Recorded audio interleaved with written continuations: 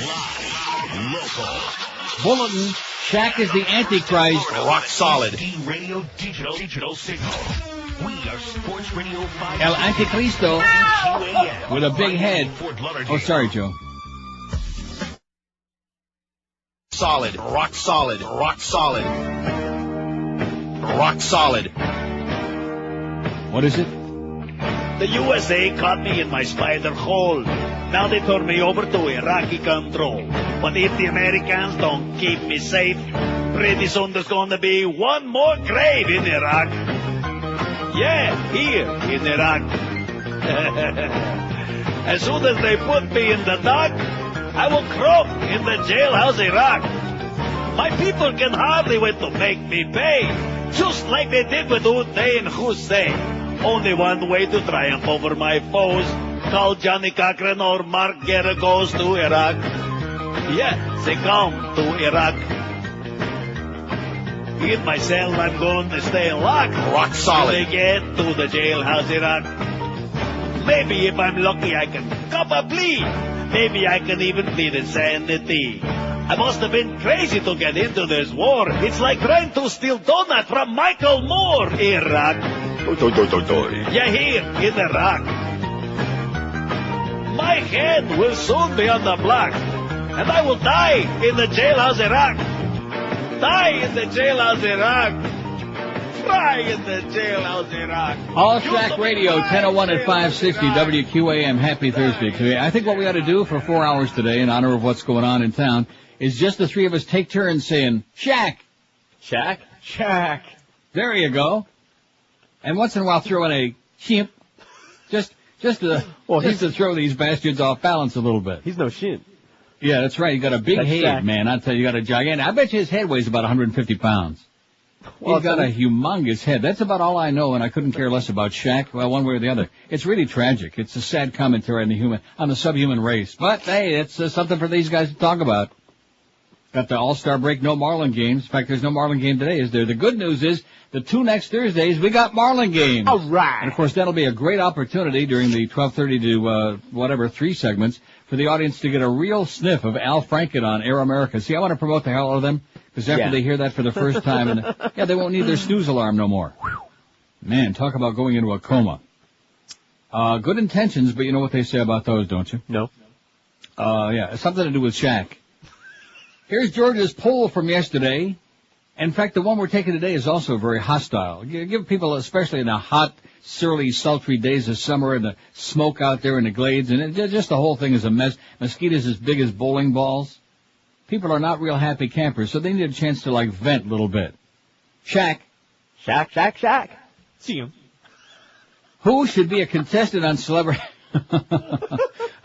Celebrity Russian Roulette? That's our poll question yesterday with Little George and Josh, Shrimp Brain. O.J. Simpson, 501. How do you like that? They hate you like poison. They wish you'd blow your brains out. In fact, if you won't pull the trigger, they will. They'll be lined up. Can you imagine the lineup? Wow. They'd be lined up all the way to Bangor, Maine. $100 a ticket. From Kendall to Bangor, Maine, they'd be lined up $1,000 a ticket just to have the golden opportunity to blow OJ's into oblivion. Crap. Bangor where? Rush Limbaugh was a nice second, 321 in Kendall. Rosie O'Donnell, 170. They're not too fond of you, Fat Rosie, no matter what your song and a dance is. Finger painting, maybe. Just obnoxious. She is just disgusting. Sean Hannity, 93. Chuck Heston, 82. What a surprise they haven't forgotten. He's forgotten about them, but they haven't forgotten about you son of a bitch. Old Chuck. Dennis Miller, 62, whose unpopularity is increasing every minute of every day. Joan and Melissa Melissa Rivers. I noticed they're lumped in together now. Yeah. 46, like mother, like daughter. Turn on the home shopping channel. They're there, waiting for you. Fred Durst, 41. A lot of people used to like Fred Durst. Now he's taking a turn for the worst. Yeah, we hate him. Paris Hilton, a skanky-nosed bitch, 38. Have you seen the Paris Hilton video, George?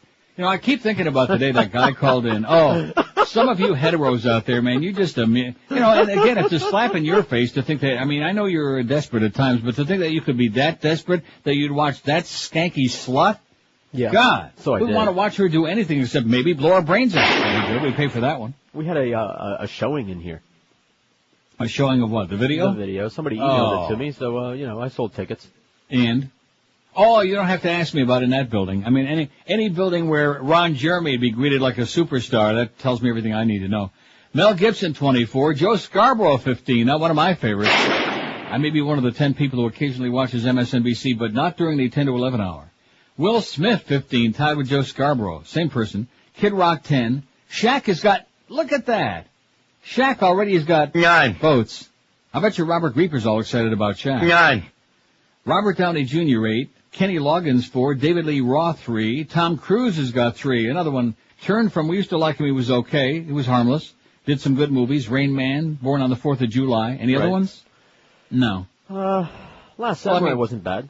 And what about the one with, what's his name? With Clark Brandon, all of that crowd. And John Stockwell. Oh, Losing Where they went to, what is it? Losing It. Yeah. That was cute. I mean, it wasn't a good movie, but it was cute. Teen Right. Nicole Kidman, 2, right under Tom Cruise, where she wishes she would have spent a lot more time, but it wasn't in the cards. And Dan Fogelberg, 1 out of 14, almost 1,500 votes. Nice going, George. He had his thumb right on the pulse of South Florida. They hate, you name it, they hate him. That's right. Here's something a little more on the positive side. The 4th annual Pet Rescue Benefit is coming up this Sunday, July 18th. Charlie Hollyfield sent a fax. Would we promote this? Major charities abandoned Pet Rescue, whom we love, and other charities will also benefit who are with pets. I'm going to say it again. Anybody who doesn't like dogs, you're on my Schmidt list for life. I don't relate to it. I don't understand it. The Chinese like them a lot. Yeah, with relish. Don't get me started on the Chinese, okay? They're just, Duck sauce. they've been repressed for so long, they just are bursting out all over. This Sunday, July 18th, the 4th annual Pet Rescue Benefit will be at Sloppy Joe's Beach Place, 17 South Fort Lauderdale Beach Boulevard in Fort Lauderdale. There will be door raffle prizes, a fitty drawing, whatever that is, karaoke entertainment by Liz Bennett Productions. Oh, I wonder if she's related to Liz Welch. Guest bartenders from all around the hood, and raffle tickets are on sale right now. The grand prize will be 4-day, 3-night getaway at Super Clubs, Breezes in the Bahamas, no less. In the Bahamas. Yeah, man.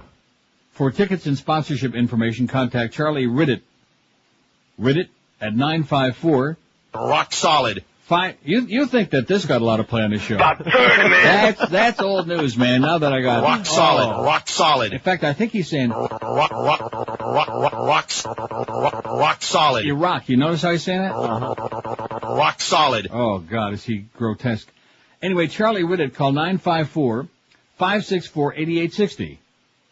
Diane Schmidt, 954-288-4394, or Kim Stevens, 954-815-2609, or I guess you can just contact Sloppy Joe's Beach Place at 954-522-7553. It's coming up this Sunday, July 18th, 2 to 6 p.m. in Fort Lauderdale. All you dog and animal lovers out there, please, pretty please, go and help them out. Behind the beaded curtain today, we got Rhonda Shear. Good picture, too, I should point out. An excellent picture. Right. Don't forget to take a look at our booby trap. At the Neil Rogers booby trap. We don't want to say the QAM because we know that they don't want to be associated with it in any way, shape, or form. No way. WQAM, hello. Hey, Neil, how you doing? Okay. I know something that's rock solid. Robert Creeper's a homo. Go Shaq! Go Shaq! Rock solid. Oh, that's the best call of the year, and it's only the middle of July. Holy cow, that was great. Wow, I wasn't ready for that. I think his information is Rock solid. Anyway, Rhonda Shear, great picture, and of course, obviously, it goes back. It's from back in the day when she looked really hot. Yeah. She was born November 12, 1954, so that makes her almost 50. Another couple of months. Her measurements as Miss Louisiana, 35, 22, 35, and then in 1997, I guess she was still a growing girl, 36D, 25, 36, not to be confused with triple 34C or whatever she was. Always, I don't want to go into it. Here's her filmography. Boy, it goes on not that long. She's been in a few things, but on TV, she's been all over the place, including the Howard Sperm Show. Silk Stockings. Remember how much I liked that show? A lot. Yes, indeed. What was his name? I don't know. We don't know. Ask Rita. But anyway, her movies, Prison A Go-Go, Love Bites, TV series, Desperation Boulevard, Don't Quit Your Day Job, Earth Minus Zero, Tender Loving Care, Assault of the Party Nerds 2, Frogtown 2, probably about Montreal, Legend of the Rollerblade 7, Spaceballs, Basic Training, Doing Time, Party Games for Adults Only, and Galaxiana and JD's Revenge. and about a zillion, thousands. About 30, man. 30,000 TV appearances all over the place. So there she is, Rhonda Shear, if you're over the age of 55 and have plenty of ID to prove it, and about 15 relatives to vouch for you. Here's a very disturbing story. I guess I'll give today's poll right now, okay? Aye. WQAM, hello. Hey, Neil, how you doing? Pretty good, sir. Did you happen to notice where the booby trap came from? The website, it's on the bottom there. Oh, I didn't see that. It's Mo Howard David's favorite, MilkyParadise.com. All right. Right, take it Another easy, day in paradise. Thank you so much for pointing that out to us. And don't forget, scroll your mouse along our booby trap.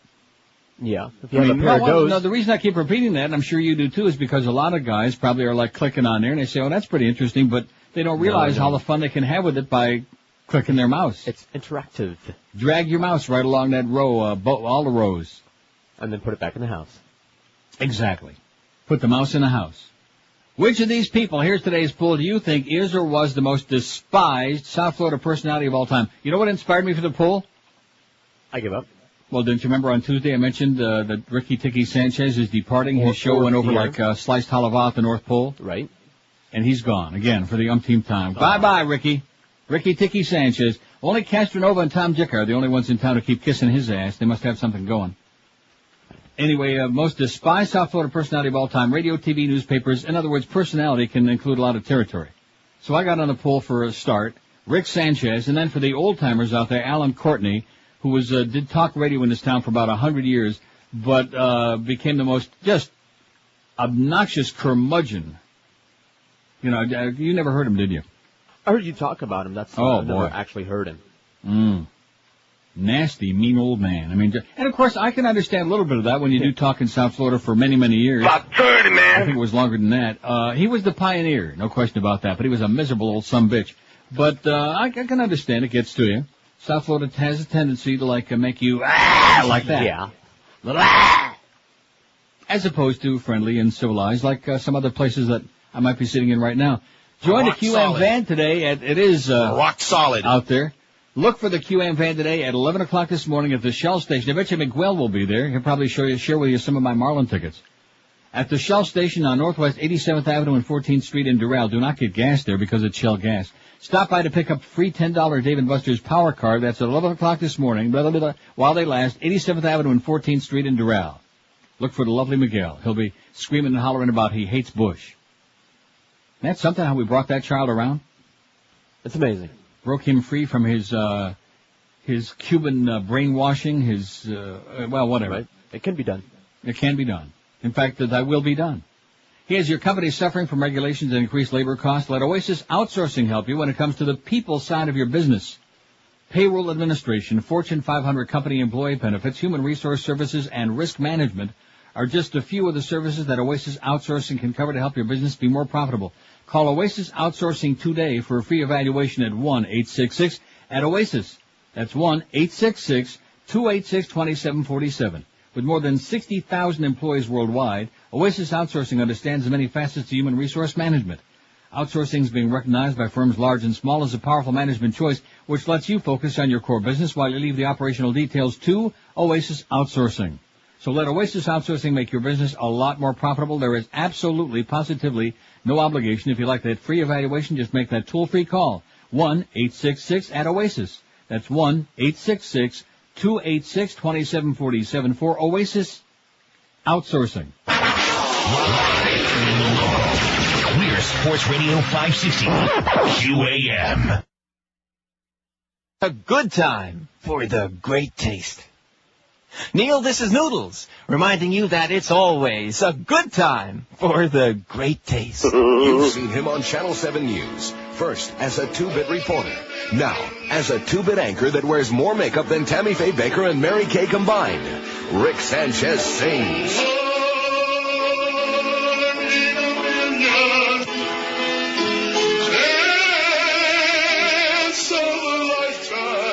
Hear the dulcet tones of the man who brought you Crime Check, Rick Sanchez. La cucaracha, ya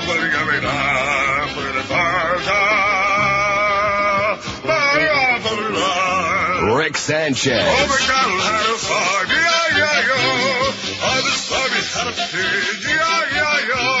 Rick Sanchez sings. Give me a home with a buffalo robe and the deal of the Don't miss Rick Sanchez in his Pasty Face tour over Hialeah.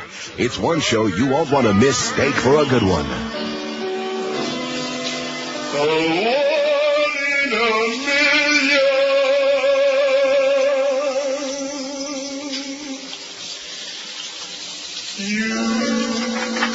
Rick Sanchez, he loves his audience. I accept you as a precious gift from God. Oh, God. 10:18 at 560 WQM. I don't want to say they hate you, Rick, but don't let the door hit you in the pasty ass on the way out of town, because we got 37 votes on the poll right away, and he's got 31.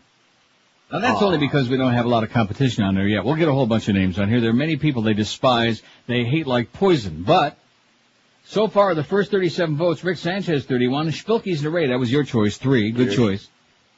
Alan Courtney's got a pair. And I voted. I'm the only vote on there so far for somebody that I intended to put on there, and somebody didn't waste any time in faxing it in. Gregory Benjamin Budell. Greg Budell. Now, most of our audience probably don't even know who that is anymore, because he's been in between the country pantry there in Hollywood. Huh? I'm sorry, that's... In between waiting tables and cleaning toilets at the country kitchen in Hollywood, right where Ma used to live, he's been on like some low-watt stations, how many watts? About 30, man. Yeah, he's been around. Although I'll tell you, he is... Rock solid. No question about that. So I voted for him because I don't want to make him feel left out, because then he'll get paranoid about that. Although who am I to talk about people screwed up in the head? I didn't realize I was screwed up in the head until last week. How do you like that? In a week and a half, I've lost 7.5 pounds. All right. How do you like that? And the audience is out there, oh, well, you've done this a million times, you fat tub. You'll see. Even I know it, because the key for me is I just don't longer have the sugar cravings, all that stuff, all of these things. No, I don't have them. Don't eat any big meals. Just to graze a little bit, maybe some cheese over here, and maybe some bacon this morning for breakfast, and, some stuff, a little bit here, a little bit there, and that's it. Instead of sitting down to those big, heart-throbbing meals that just tear your kishkis out and make you have gigantic, oozing, painful bowel movements like Muff would say, It's just 7.5 pounds in a week and a half is pretty good for me. Yeah, you'll take it. And then Duck, I told Duck this morning, he says, well, what are you on? You on the kids? I should have said, sounds to me like you're on something. No, seriously. I'm not on anything. I'm on the common sense save your life diet. Daryl Miller in Minneapolis didn't make it through airport security because he couldn't keep his pants on. Airport police said a security screener was waving a metal detecting wand over Miller's pants area on Friday when Miller pulled his shorts down to his ankles. The only problem is he wasn't wearing any underwear.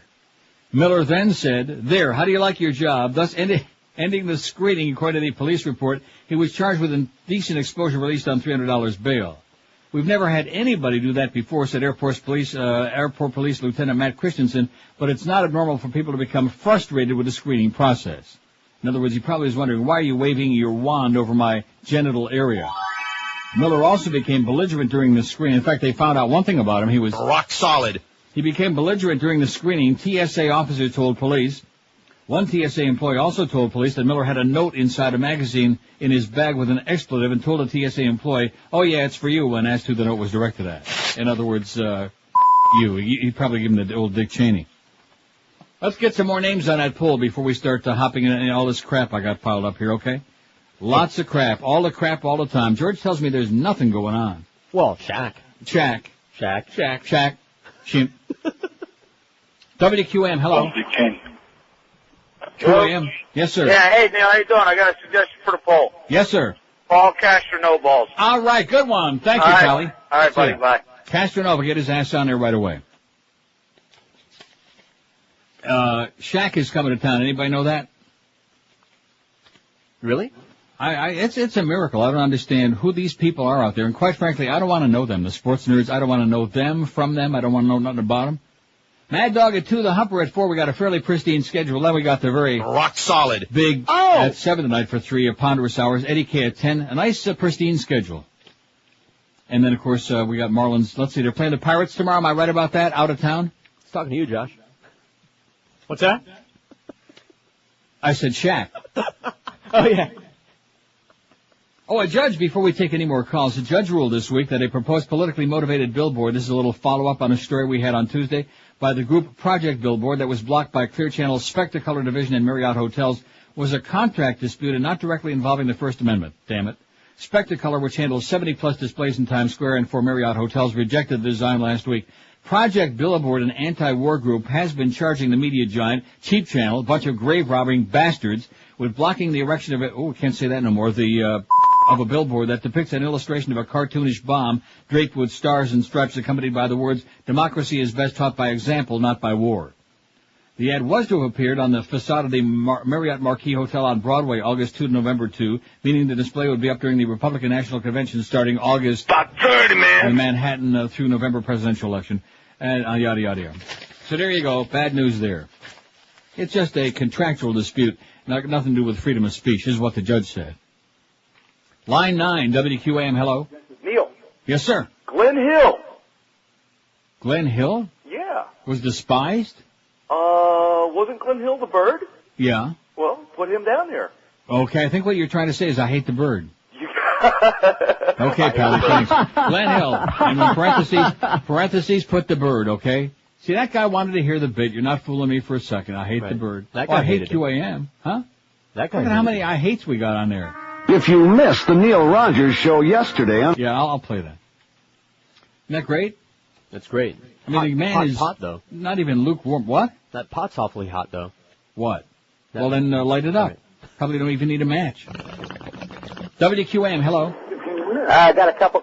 Hello. Yes, sir. Is this Neil? Yes. Did you say you got a couple? I got a couple. Yeah. First Are they of all, horny? I want to request Danny and Jimmy and Danny bit. Okay, that's a good idea. Now's a good time for that. I think so. And I want to add Marilyn Mitzel.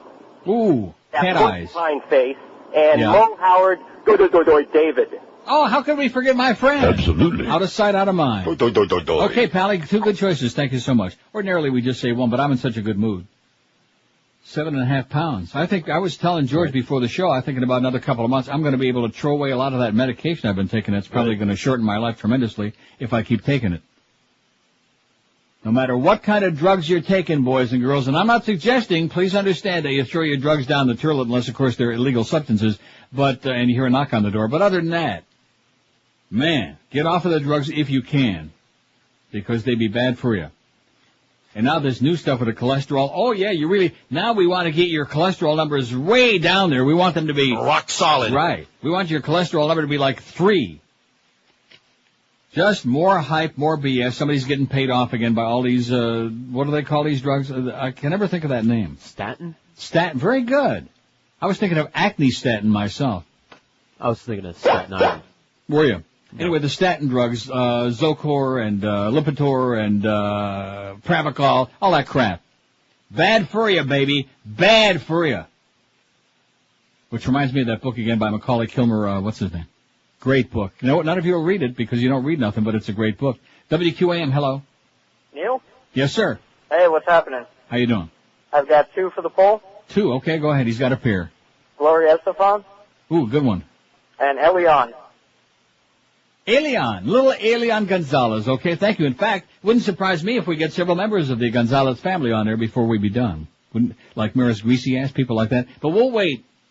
We don't want to rush to judgment, do we? And don't be saying rush because he ain't in South Florida. He does live in Palm Beach. He has a home there, and he's got some good drug suppliers there, and doctors, too. South Florida, which of these people do you think is the most despised South Florida personality of all time, dead or alive? Radio, TV, newspapers, billboards, pup tents, street corner. Oh, yeah, Sean Canoni. But nobody knows who that is. Right. We hate you, Sean, and by the way, get out of our face. This is Sports Radio 560, QAM. I hate you. If you missed the Neil Rogers show yesterday on 610 WIOD, you missed this. Is this the Bird? Yeah. Bird, how you doing? Okay. Listen, do me a favor, play anything, because I can't stand listening to you. You sound like a douchebag. Just do me a favor, play anything. Well, can I ask you a question before you go? Oh, God, you sound so stupid. I hate to talk to you. Yeah, go ahead. Well, why did you call me? I didn't call you. No, just to tell you not to say anything. Just play something. Oh, God, I can't stand it. Well, then why are you listening? Play something already. Why won't you answer my... I can't stand him. You won't... See, he won't talk to me. Oh, we got a car here. Hello? Oh, how sad it is. I had to dump that. I'm sure you probably did, too. Yeah, and you know, it reminded me, I heard those two words together on Air America this morning at 8:04. Yeah, on that show I was telling you about. They actually said, they didn't just say it. They said it loud and strongly. Like, see, that's where solid. I heartily, I mean, there are several things that this company has just gone way overboard. And, of course, because we have emotionally crippled middle-level management people at WQAM, as a result, they've, gone way overboard. Well, you can't say this, and you can't do that. You can't, like my little raspberry. You can't do anything. And I think that the bag, in fact, there are two of them. One begins with an S. Right. Right? Correct. Which includes the word scum, which we can say scum on the air, but we can't say scum in conjunction with another word. I have a pond full of it. Right. Pond scum, which we got lots of that in Florida. And then, of course, the old douche, you can douche your problems away. Mm-hmm. But you can't do a... Mention the container. No, right. Yeah. Oh, God. So sad, so pathetic, so childish, so spineless. Right. And in fact, I had to dump that. And the GD, don't forget that, which Archie's been saying that for, Oh, yeah, right. In fact, not only can we say hole anymore, we can't even say the letter. Right. You know what I mean? A. Hole in the ground. Could be dangerous if you tripped and fell in it. Right. So that's just a little bit of what we have to contend with. But you know something? We shall overcome. We don't care because we want the checks, baby. That's all we care about. Just show us the money. Show us the money and all the rest you can stick it right where the moon don't shine, okay? Right in the old hole. Yeah, we just can't tell you where. Right. No, we can. We can draw you a picture, but we can't say it. Or we can stick our foot there to give you an indication. Although Duff might enjoy it. Which of these people do you think is the most despised South Florida personality, radio, TV, live or dead of all time? Rick Sanchez, I'm going to tell you, 105 votes. If you aren't near your computer and can't see this result, you may be shocked. All of these things. By these things. Pretty staggering. 81, that's 77.1% of our first 105 votes say they despise Rick Sanchez more than anybody who's ever come down the old pike. That's with a P. Spilkies and the Rays got 9. And interesting, both of them have worked or did work or do work, in her case, on Channel 7. Right. It's amazing how many people watch Channel 7, but they lie about it. They pretend they don't. Horrible excuse for a newscast. It's horrendous. Whatever happened to the little news fairy there, our good friend Brian? Did he go into limbo? Remember he called us that day? He was going off to New York to seek his fortune. And that's the last we heard of him. Huh? That's the last we heard of him. Yeah. I wonder what they're all talking about over at Channel 7. We're not talking about women. I'm sure that. Shaq. Not him or the paper boy. Yeah, they're talking about Shaq like everybody else. Shaq. Chimp. Spilky's the Ray 9. Castronova's got 3 already. Mr. Wannabe. Mr. I haven't got an original. Even when he farts, it smells like old Ron. That's what I was told. That's what Toast told me. And by the way, you're Toast. What a perfect name, man. Oh, let's see. It just changed. Sanchez 86. Spilky's the Ray. She's starting to make a little move. 10. Castronova 5. Mo Howard David who just went on there. How could we forget? Are we slipping or what? 4. Although he certainly is. Rock solid. Gloria Estefan 3. Greg Vidal, you got 3, Greg, who know who you are. Because to know you is to despise you. Alan Courtney 2. Glenn the Bird Hill's got a pair. Marilyn Mitzel, I always wondered if he really did have a pair. I was never really too sure about that child. Marilyn Mitzel 1, and Elian Gonzalez, little Elianito, has got 1. Let's let the abuelas check that thing out again to make sure it's okay. Huh? Come on, it's your people. It's part of the whole deal. You know what he said to the abuela? When you touch it, it hurts. That's what he said. Freaking several times. Cutters. How's Pavel Buri doing? WQAM, hello. Neil God. Speaking. I got a name for your poll. Okay. Loan me $50 himself. Oh, yeah. How could you forget? I couldn't. Oh, I'm trying. Okay, thanks a lot, sweetheart. See ya. Bye. Bye. Larry the Kingmeister, loan me $50, who still hasn't paid back anybody in South Florida that he ripped off. I mean, it was incredible. I know how to do a talk show. Yeah, good for you. Wouldn't you think if you had any conscience at all? In fact, that's what Greg Reed and Larry King have in common. No conscience whatsoever. None. Not a little bit of a conscience. N-U-N. None. Get thee to a nunnery. Let's see. Here's an excellent one from Chronic Rick. This is beautiful. In fact, we can't play that, we can't play that anymore. What a shame. Can't play that. I bet you we're nervous there. When I linger. Yeah! We hate you, Wayne, old baldy old zitface. Yeah, can't stand you. He might actually give Ricky Ticky some competition there, some stiff competition. What kind of competition? WQAM, hello. Deal. Yes, sir. I got Tony Segredo. Tony Segredo's good. And Brian Norcross. And Brian Norcross, the weather fairy. Okay, thank you, sir. Clear up that throat condition. 5670560, pound 560. I bet you, I was going to say, I bet you Mo starts climbing the list. We gave everybody else kind of a handicap. Sanchez 102, Spilky's Narade 10, Mo Howard David at 6. I don't think he can beat Rick. No. No, because, well, don't be too sure. Because Rick got off to a huge start. He's like 100 yards ahead. But once Mo gets up a full head of steam, or a full head of hair, he's on a 10-day vacation. I asked this morning our operations mangler, I asked Miss Lindsay, I said, what's going to happen when he comes back from vacation? Are they going to be together again, Mo and Geldy? And he said, oh yeah, he said the two of them are rock solid. That's what he told me. So when Mo gets back from his 10-day vacation, the two of them will be reunited like Peaches and Squirm. Poor Presidente, baby. He tried desperately to do that, kind of change the topic. Wag the old cat's ass. But it didn't work too well. From the beginning, gay marriage has been an issue that President Bush has tried to finesse. Yeah, he's got the finesse of a bull in a china shop.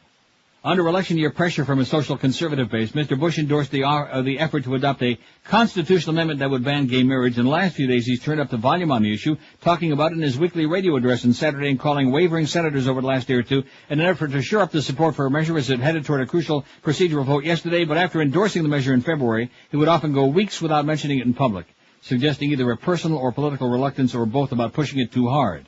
You're pushing too hard. That's what the seed said.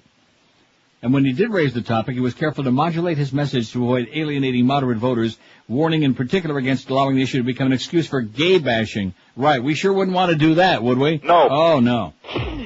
What they do in the privacy of their house, consenting adults should be able to do. Isn't that's exactly the way he said it.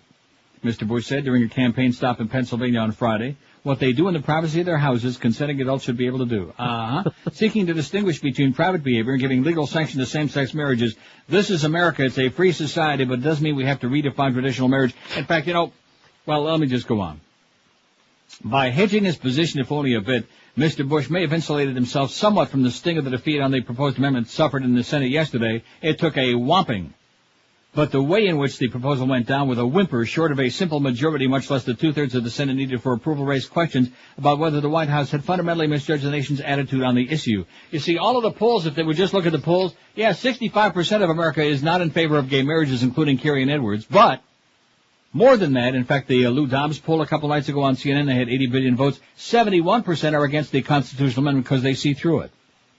And if they're so concerned that opening the door to all these other kinds of marriages, that means it's going to be like 2 men and 6 pygmies. Well, if you're so that concerned about it, how about just redefining it as 2 consenting adults without talking about gender? Isn't that difficult? Wasn't that tough? Well, that was really hard. Okay. What? What about the neuters? Okay, they're adults. Yeah. Well, what difference does it make? Are you picking on Grieper again? Is that your problem? None. God. What a twerp. I think I had a nightmare about that child. Something about him. I did. He is creepy and creepy. And the only reason he's there is because him and Clarence are really, really tight. Jam up and jelly tight. 20 before 11 at 560 QAM. Live and local. We're Sports Radio 560 QAM. Rock solid.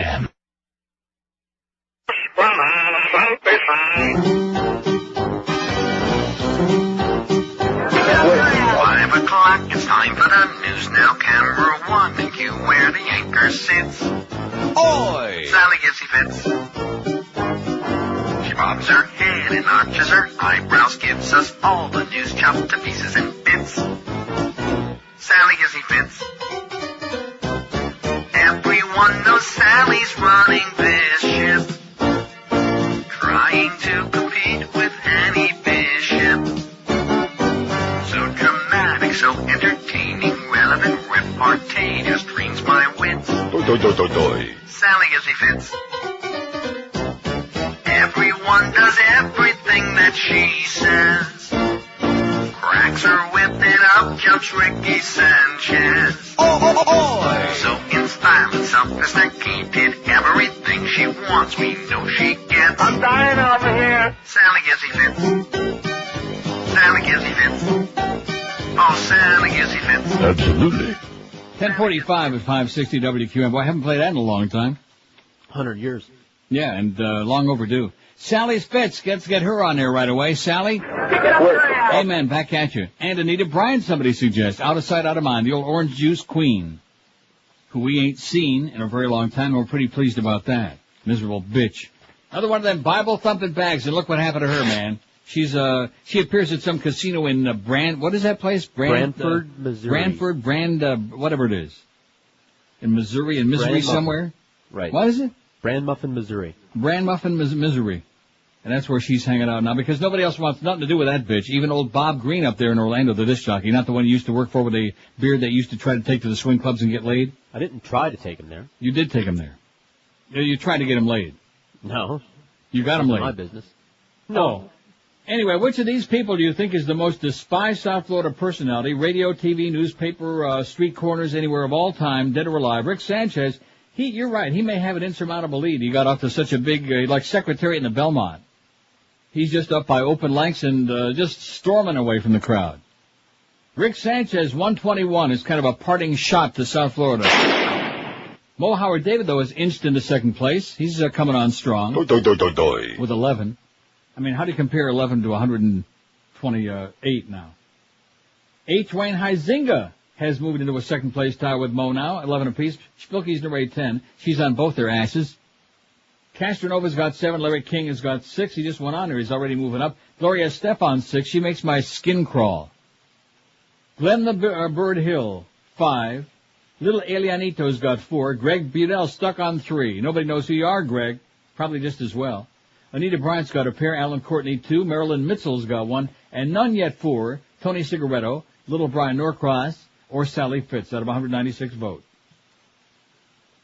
Oh, and speaking of people being dragged out of the closet, the phone kept ringing in one Capitol Hill office hourly, daily, all leading up to yesterday's Senate vote on the constitutional amendment to ban gay marriage. Mike Rogers was on the line again. Oh, God. No, Mike.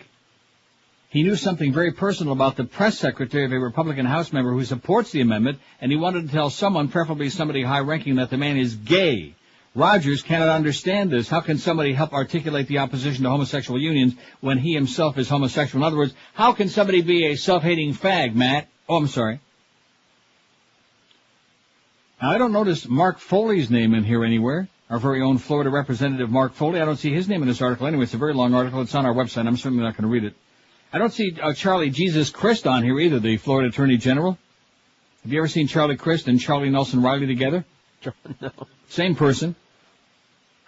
Anyway, Rogers, a 40-year-old Washington fundraising consultant, has waged a controversial outing campaign in the month leading up to yesterday's vote. He sent out more than 10,000 emails encouraging and perpetrating outings. He handed out flyers at the Gay Pride Parade in June asking people to send in names of Gay Hill staffers working for senators and representatives who supported the federal marriage amendment. He created a weblog last week listing some of these names. You might want to hop on his log. He made phone calls day and night to the offices and homes of these staffers. His message, how dare you? How dare you? And it goes on. A great line. When in doubt, drag them out, kicking and screaming. How dare you? Yeah. Drag them out, quicking and screaming. Oh, listen to this. You ever thought that the Herald was bad? Yeah, I think the Herald's bad. Suicide note pins blame on Florida newspaper. I think most of the papers in Florida enough to make anybody blow their brains out. But this is not the Herald. A former school board member charged with having had sex with a 12-year-old boy was found dead yesterday near Naples, Florida, in an apparent suicide. He left behind a note attacking the local newspaper for publishing several detailed news stories about the case. The dead man, Nelson Farber Jr., 52, said it was disturbing when an irresponsible press causes the families of the accused to suffer so much hurt and humiliation, all in the name of selling newspapers and ads. Police had withheld the content of that note and several others, but the man's attorney sent a copy of one of the notes to the local paper, the Naples Daily News, last night. I'm sure you read that daily. Oh, yeah. Naples Daily News, that's a biggie. The newspaper ran a lengthy story about the death of the man who apparently shot himself in the head. They ran this story this morning. The paper's editor, Phil Lewis, told E&P, what's E&P? Oh, editor and publisher. Okay. We wouldn't do anything differently, defending their straight news coverage of their criminal case. A passerby found the body of Farber on the ground near a swing set in Ridgewood Park. Farber was former Collier County School Board member. In the note released by his attorney, he wrote, "It is sad that in our society, and especially in our fairly educated community, simply the accusation of sexual misconduct is enough to destroy an individual. Farber, a lawyer, had posted a $100,000 bond and left the county jail on June 10th. He had been charged with 5 counts of unlawful sexual activity with a child. Farber had vowed to fight the charges, saying he feared how much the case would hurt his own children, other family members. Court records said Farber had met the youth in question through his son's Little League baseball team and had brought him many gifts. They also described as many as 4 other potential Farber victims." I wonder if he's related to B. Farber. Who? The greatest woman harness driver of all time. And Charlie Farber, her former husband. Remember Z Lady? No. How about Mr. Z? It's Nope. Mr. Z. Mr. Z. You never met that creep, did you? No. Oh, boy. Now, you think you've met some real characters, okay? The guy with a fanny bag, and the guy with the eyes, and all the other chronics, Steve, with the guy with the hands. Or that's Jack with the hands, with the funny hands. Right, Jack. Yeah. Then there's this one. Yeah. Well, that goes without saying. But until you've met Mr. Z, who just, about once every 2-3 years, I'll see him at the Pompano Park. Just go away, Mr. Z. I can't stand you, okay? You're everything that the world hates about New York City. Mr. Z. Oh, brother. I'm getting spilkies just thinking about him. Speaking of spilkies, you know who else gives me spilkies when I see her? I give up. But I won't be seeing her on No Spots for Slim Fast no more. Oh, Whoopi. Yeah, Whoopi. Whoopie-doo. And, of course, our good friend Lynn Samuels has gone on she fired off a hysterical, psychotic note last night to Slim Fast. She put their address, their email on her website. She's just foaming at the mouth because they have taken Whoopi off the ads. First of all, Slim Fast sucks anyway, so what's the problem? Right. If you're pissed off at Slim Fast, don't buy that crap. It's not going to help you lose any weight. And now they come out with their new low carb because their other stuff, like I've told you for years, is loaded with sugar and carbohydrates, and it tastes like crap anyway. Comedian Whoopi Goldberg will no longer appear in ads for diet aid maker Slim Fast following her lewd ripoff on President Bush on his name at a fundraiser last week, the company said yesterday. Florida-based Slim Fast said it was disappointed in Goldberg's remarks. Hey, Hank, they're disappointed. Slim Fast General Manager Terry Olson said in a statement, adding that the company regrets that Goldberg's remarks offended some customers. Too freaking bad, okay?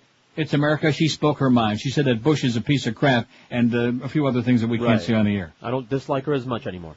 Republicans have expressed, I still can't look at her, but I don't dislike her as much. Republicans have expressed outrage over the fundraiser for presumptive Democratic nominee John Kerry and his vice presidential running mate John Edwards, which entertainers lined up to skewer the president. The New York Post said of Goldberg's appearance at the event, waving a bottle of wine, she fired off a stream of vulgar sexual wordplays on Bush's name and a riff about female genitalia. A spokesman for Goldberg declined immediate comment. Hey, stupid! Slim Fast is a unit of Anglo-Dutch food detergent group Unilever Pick. Oh, Unilever. Oh, what is that? PLC? I don't know what that is. Please. Just say Unilever. Okay. Unilever. Well, it's a Dutch thing. Well, it can't be all bad. Then I wonder if they're selling some drugs in there, too, probably. Maybe it's Whoopi's going to sell you some good drugs. She's going to be the Rasta lady, going to peddle the good stuff. Yeah, man. Right there on the street corner by Chuck Substance. Yeah, man. That's where George gets his crap, right there by the barber shop. I do? 5670560. Well, if you're not, that's where you ought to be looking. Pound 560 right on back. the AT&T. You know, the convenience store and the barber shop there? It's convenient. Kitty corner, that nudie, that TD bar, whatever that is. It's a TV bar. No, TD. It's TD. Touch Now, you're not dumping that, are you? I'm not dumping nothing. Oh, good. Jesus, I know we're a little bit uptight and jam up and jelly tight, but just lay off of that I button. want to go to Air America where I can say D-bag. Bag, yeah. Yeah. How do you like that? They're on in 6 or 7 markets for crying out loud, including New York, no less, and they're saying, and we can't say crap. Nice going, Duff, you little wuss, you little sissy, you little panty waist, you, and of course Clarence, that goes with Clarence makes Duff look like Hercules. WQAM, hello. This is Neil? Speaking. Hey, two things. First of all, for your poll, I thought Bill Kamal would be a good suggestion. She's an excellent choice.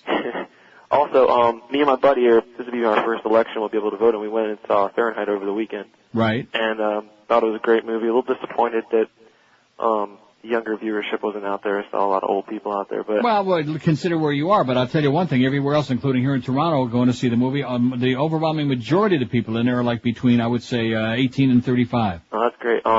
Another thing, also, this is going to be. Well, I'll turn 18 on the 29th of October. Right. Is there still a way that I can register to vote and whatever? Oh, sure. If you're going to be 18 on by Election Day, sure. Oh, okay. Thanks. Don't forget, Pally, do it. Okay. Thanks, bye. See, people don't know. If you're going to be 18 on Election Day and eligible to vote, of course you can register. Absolutely, positively. Absolutely. No doubt about it. Here's the deal. At least I'm assuming. I mean, I'm sure I'm not telling tales out of school there, right? I really don't know, now that you mention Well, how is that possible that if you're going to be 18 on Election Day, you aren't going to be able to vote? How is that possible? If you're black, you can't vote in any event. Well, that's true. If you're 180 and you're black, you're not going to be allowed to vote because we know you're going to vote for one of them Democrats. Look at the numbers that this man is putting up. If he could have put the numbers up like these on that TV show, on that piece of crap he had there on Channel 6, he might still be on the air, Ricky Ticky Sanchez. But, of course, he didn't. I think he had close to a perfect number. Man. Oh, there's speaking of perfect.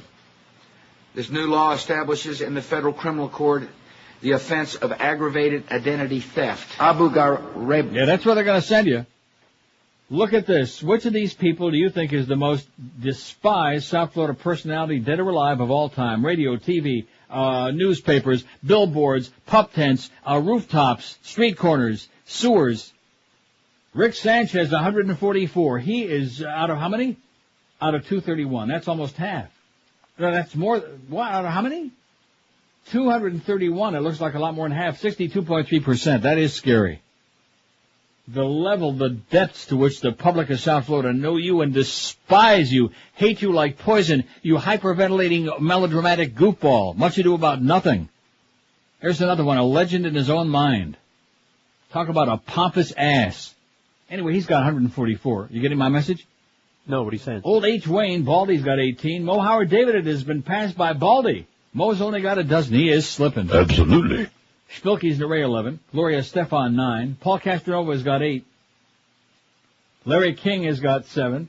Elianito has got 5. Poor little Elian in his unhappy meal. Glenda Bird Hill's got 5. Anita Bryant 4. Greg Budell stuck on 3. The same 3 people that know him is to hate him, they said.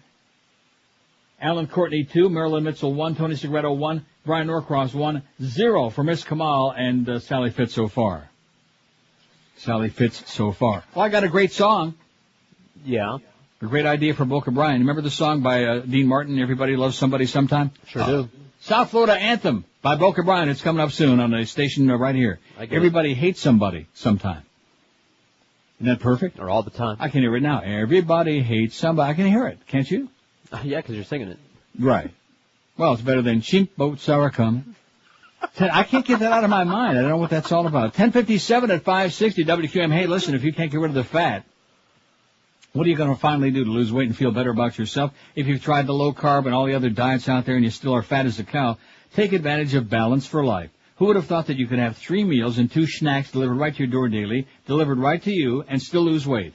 And don't forget, the beauty of Balance for Life is you get to pick your meals every week. You'll get a different menu. And maybe someday Troy will actually get us the new menu, because I'm sure that these are long since not the correct items. But nevertheless, you have 2 selections for every meal. No other company offers this. Pick your breakfast, lunch, dinner, and 2 snacks. There's no cooking, no cleaning, no carb or calorie counting, and you'll definitely lose weight because all the meals are based on the Proven Zone diet, and there's plenty of food there to keep you full and satisfied all day long. For example, menu choices this week are and like that. Well, in June, they were portobello and provolone omelet, veal marsala, and crab louis salad. How can you call that dieting? Troy Stratford, by the way, is a real, whatever you said before, whole. People on Balance for Life lose an average of 15 pounds a month without even trying. Plus, for a limited time, get a free pedometer when you sign up with Balance for Life.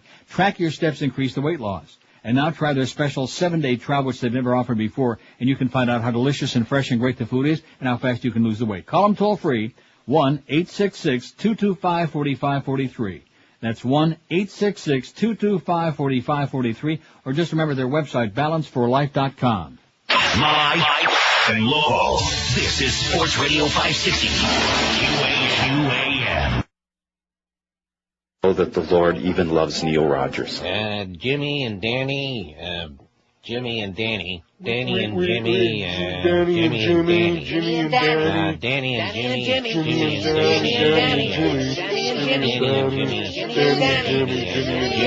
Jimmy and Danny. Jimmy and Danny. Danny and Jimmy. Jimmy and Danny. Danny and Jimmy. We have a mobile from Miramar. Hello? Oh, yeah, can you hear me okay? I got a question Go about ahead. your Jimmy and Danny situation. Oh, yeah, Jimmy and Danny. Jimmy and Danny. Jimmy and Danny. Jimmy and Danny. Jimmy and Danny. Jimmy and Danny. Jimmy and Danny. Jimmy and Danny. Jimmy and Danny. Jimmy and Danny. Danny and Jimmy. Jimmy and Danny. Danny and Jimmy. Jimmy and Danny. Danny and Jimmy. Jimmy and Danny. Danny and Jimmy. Jimmy and Danny. Jimmy and Danny. Danny and Jimmy. Jimmy and Danny. Jimmy and Danny. Jimmy and David Woodley. Jimmy and Danny. Jimmy and Jimmy. Jimmy and Danny. Danny and Jimmy. Jimmy and Danny. Danny and Jimmy. We'll be back with more about Jimmy and Danny after this word from Ballyawam's Apartments, where every apartment comes with its own Frigidaire. It's 11:03 at 560 WQM. It was just a matter of time we'll be playing that Shack bit, I'm sure. Yeah. Have we got it? Yeah. I'll let you crack it out tomorrow. I played it yesterday. You want to play it today? Like I said, I'll let you crack it out yesterday. Okay. Jack. No, I don't want to play it, because if there's one thing I want to avoid like poison today, it's Shack, in any way, shape, or form, okay? I don't want to do no Shack, no. Although Shack is rock solid.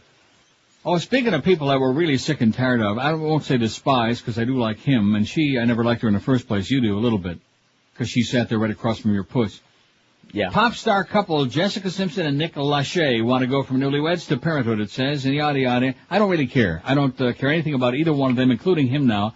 Every time you flip your channel, MTV, OU, and they're everywhere. Yeah. You know what I'm saying? I know. Enough already with them. Who cares whether they have children? I mean, if we could watch them in the process of making a baby, that would be very exciting. I would certainly tune into that and sit close to the TV. Yeah. But other than that, who cares about this contrived crap and whether they got the right groceries and all of this other, oh, brother. Man, you talk about milking something for all it's worth. Okay. I know there's a line that comes in there, and in fact, I got one back for you, too, but no chance. We're not going to use either one. I'll stop. Look at this. I never thought I'd say this, but I missed the fart drops, faxes Mike. You think that if the Democrats get in, the FCC will back off, or are they going to go on forever? I got news for you. That might be a great campaign slogan for Karen Edwards. Vote us in and the farts come back. Wouldn't that be great? That doesn't rhyme. Well, we'll come up with something. Sure. Give us the leading parts, and we'll bring back the exciting farts. We'll come up with something more exciting than that. Sure. But nevertheless, that's a good start to get back our fart.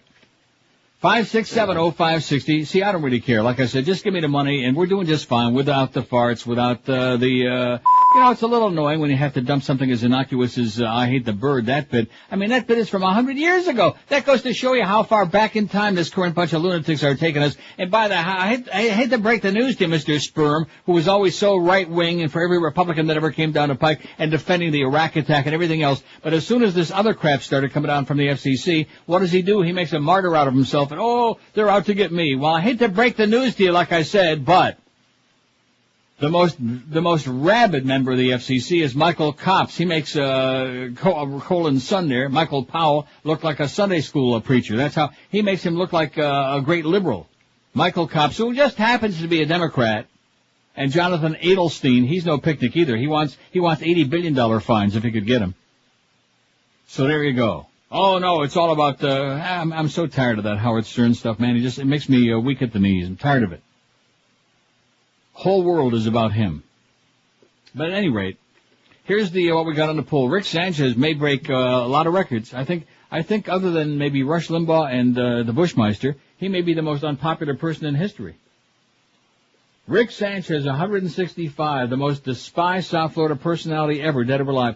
Wayne Huizenga, on the other hand, has only got 28. Mo Howard David, a shocking disappointment with only 20. That's probably because he and I have bonded so tight lately, right? I can feel the love. Oh, yeah. It's feel the glove. Rock solid. Yeah, that's our relationship. We're tight.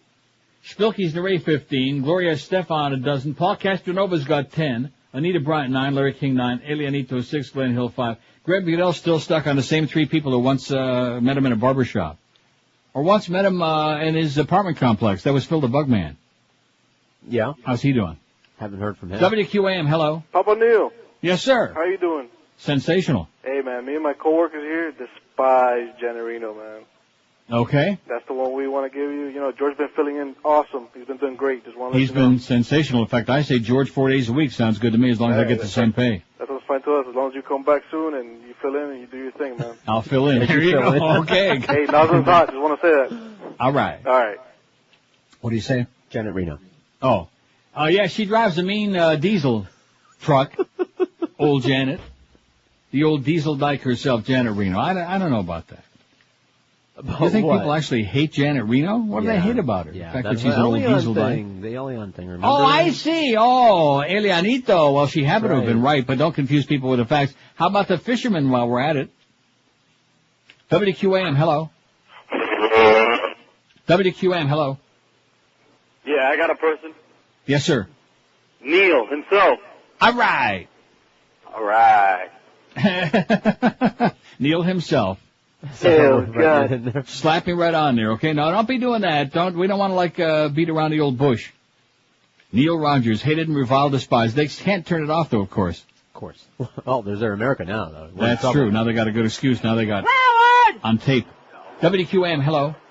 Neil, how about Wayne Huizinga? He's in second place, sir, as we speak right now. Okay, how about Dan Marino? Now, nobody hates Dan Marino. Are you out of your mind or what? You must be I a don't Jets fan. Get out of here. Get lost. Schmuck. Dan Marino. Can you? I mean, we would never put him on there. Don't put him on there, Josh. Whatever you do. I already had Dan down. You what? I was close. I was on Marino. Don't do it. Do not do it. Why would you do that? You're so easy, man. Don't be led down the garden path. Next time Duff comes in and says you want a spanking, Josh, I mean, if you're going to be that easy, in fact, he might be in before noon if you're going to be that easy. Just don't do it. Just say, learn to say, no chance, no way. That's right. No. Although I hear he is. Rock solid. Would you like to feel relaxed once again? 670-0560, pound 560 on the AT&T and Verizon wireless line. George is doing a spectacular job. We got Rhonda Shear on the website today behind a beaded curtain. We got the Neil Rogers booby trap for you to peruse and drag your mouse across and beneath and around and in between. That's a dangerous feature on the website there. You'll learn how to maneuver it very well, I'm sure. Some people will go there and just never leave. Well, good. Keep them off the streets. Some I can think of. Oh, yeah, speaking of boobs. WQAM, hello. Neil. Yes, sir. Hey, got an Air America spy report for you. Okay. Talking about the words they were using. They used them last night. They used That's Reverend Jones. Good one. Yeah. Very good. Oh, I knew it immediately, but I thought, well, I'll actually even let him on there to say something, but I can't. I'm just not going to do that. Isn't that pathetic? Wow. Go away. You and your entourage, go the hell away, okay? Go to Pompano Park. They can use your money. Go to simulcasting. Plunge your guts out. Go pawn that cheap cap that you wear. Get out of our face. Get lost. Nobody wants to hear you, except, of course, your little entourage, your boyfriend, and your pet cat. Your kitty cat. WQAM, hello. WQAM, hello. Yeah, the Josh Beckett, the dumb redneck from the Marlins. Okay, he's a real kisser is what I hear. What I said was he's a real good kisser is what the duck told me. I get. All right. Anyway, Josh Beckett, Yahoo. Okay, and I can't believe that. That's wait till Dave Van Voring here gets the wind of that. And I'm sure that Josh there probably a snitch. Oh, that's right. They're out of town this week, so you won't be seeing him for a while. That's right. Just as well. I hear that Bill Beck is a great broadcaster. That's what Josh was telling me before the show today. He said Van Boring is terminal, but that Bill Beck, he's the voice of the Marlins in the future. He's the hope for the future is what he said. Of course, why do we care about the Marlins or the Dolphins, all these Dolphin promos? Nobody cares about that. We got Zach and Shaq. Right. It's a Zach attack. Right? Oh, God. In fact, I can just hear now, watch your back, Shaq. Can't you hear that one? You'll wash his back? No, seriously, watch your back, Shaq. Oh, wash. I mean, wash. Absolutely. Let's see. Oh, here's one. Now, this is sacrilegious, although we will put this one on there. This is disgusting. The most despised is The Crow. I like that one. Yeah, I bet. At least give him a little publicity. How about Yuba and Amoeba, Troba, the Amoeba, the Bloba? Okay? Sounds like a plan. Warren Cromartie. Well, we'll just put the Crow on there, okay? They know who that is. 567-0560, pound 560 on the AT&T and Verizon wireless line. 12 minutes past 11 o'clock. And don't forget, look for the QM van right now at the Shell station on Northwest 87th Avenue, 14th Street in Doral. Stop by to pick up a free $10 Dave & Buster's power card, whatever that is. Do we know what that is? It's a card. It's got power. 96? Okay. That's right now while they last. 87th Avenue and 14th Street in Doral. It's worth $10 and it's free and it's a Dave & Buster's, or it's from Dave & Buster's. So stop by that Shell station, see Miguel, and then zip out of there and go to, Amico. And so you can play the games. Play what games? The games at Dave & Buster's. They have a huge arcade, as you know. Oh, I see. To play a bunch of games like Schmear the Queer and Foosball. Well, those are free. And Pencil in the Eye. Hey, speaking of pencil in the eye, well, if you've got a big bad bald spot, you look years older than you really are, and people they talk about you, especially if it's a bad piece. But if you want to look great, if you want to look like a real mensch and better than you ever dreamed you could after the hair started falling out, here's the answer for you. Forget about those pills. Forget about the old muskrat ramble look. Charles Alfieri's the guy you want to talk to, because for more than 35 years, Charlie's been doing it great for guys. That's why he's still around so long. Most of these other people are Johnny-come-lately, fly-by-night folks, but Charlie's been doing it for a lifetime. He's been on Good Morning America, the Today Show, CBS Morning News, introducing his patented hair system that offers you the most amazing, great-looking, natural hairline system you'll find anywhere. His new skin-like hair system is 100% undetectable. Charlie's guarantee is you try a system for 30 days. About 30, man. And it is really rock solid. And if you don't love the way it looks and feels and smells after a month, return for a full refund. No questions asked. Charlie also services and repairs existing hair systems, including shampoo and trim. So if we can't say bag, at least we can say trim. So don't delay. Call Charlie today and change your life forever at 1-800-321-2413. He will make you look younger and better than you ever dreamed you could have gained. 1-800-321-2413, or check him out on the worldwide wicked web at charlesalfieri.com. Live and local. This is Sports Radio 560. QAQAM. With Neil, so I might as well have one with you too. Coming this Christmas from Bogus Industries. It's the I Can Drive Like Rick Sanchez board game. It's a real-life action-adventure game that uses the streets of South Florida as a game board. Start begins at concession stand A of Joe Robbie Stadium, where each contestant has to drink himself to oblivion. Whoever gets the highest blood alcohol level first goes on to level number 2. The run-down pedestrian and haul-ass home section of the game. This leaves board game police battle, as each player must come up with a different excuse to go home and get his license. Then it's off to the final leg of the board game. Hire an attorney, go to court, and whoever gets off with the easiest sentence wins. It's hours of fun for the whole family. The I Can Drive Like Rick Sanchez board game. Bogus Industries. 11:19. Thank you, Paulie. There you go. That was pretty good. That one and Bill and Ted's Excellent Adventure, which they brought in breathlessly and then... Hello. Could own Neil Rogers. He's playing my bets. Right. I tell you, he is really a sad case. You know what? The original sad sack, as in sack of crap. As many as shack of... Shack of the crap, right. It's the old sugar. I got an idea. Sugar Hey, listen, everybody's on all these diets. How about the Sugar Shack diet? Where do you put the sugar? In your head. And it swells up to like 4 times normal size, and you can hang out with Shaq. Shaq? It is so... pathetic. It is so sad. But then again, when you got a bunch of people that are bored schmittless, what do you expect? As many as 1,249 Floridians convicted of crimes in other states could be mistakenly barred from voting in November, despite a 2-year-old agreement by Florida election officials that was meant to return them to the rolls. How do you like that? Take me back to my rolls, valet man. Oh, I forgot. That's right. Josh don't like Rolls Royces. He wants a Lamborghini. I'll take a Ferrari. I was thinking I'm going to do that poll next Tuesday. Don't be stealing from me now. He'll settle. A poll that we've never done before, have we? What's your favorite year and model car of all time, even if you never owned or drove one? I don't think we've ever done that before. Not a good one? I might call in sick on that day. Why is that? They'll be calling up everything. Well, you don't like that poll? I think it's a great manly, masculine poll. Sure, it's manly, masculine. It'll be terminal. I think. Why? Oh, you're crazy. I want the 55 T-Bird. How about the 38? No, 57 T-Bird. 67 Corvette Stingray is my favorite. I like the 55. What, 55 T-Bird? Yeah. I thought the 57 was a really little funky one, a really tiny little collector's item. All three, 55, 56, and 7 are. Well, there you go. That, well, you see, they can argue about that. There's nothing wrong with that. You're a good one to talk about polls, Mr. Foosball. Hey, that was a hot poll. I know, I'm still haven't recovered from that. Anyway, the reason, lost paperwork and slow-moving bureaucracies for these people who might get smeared off the rules, as in smear the voters.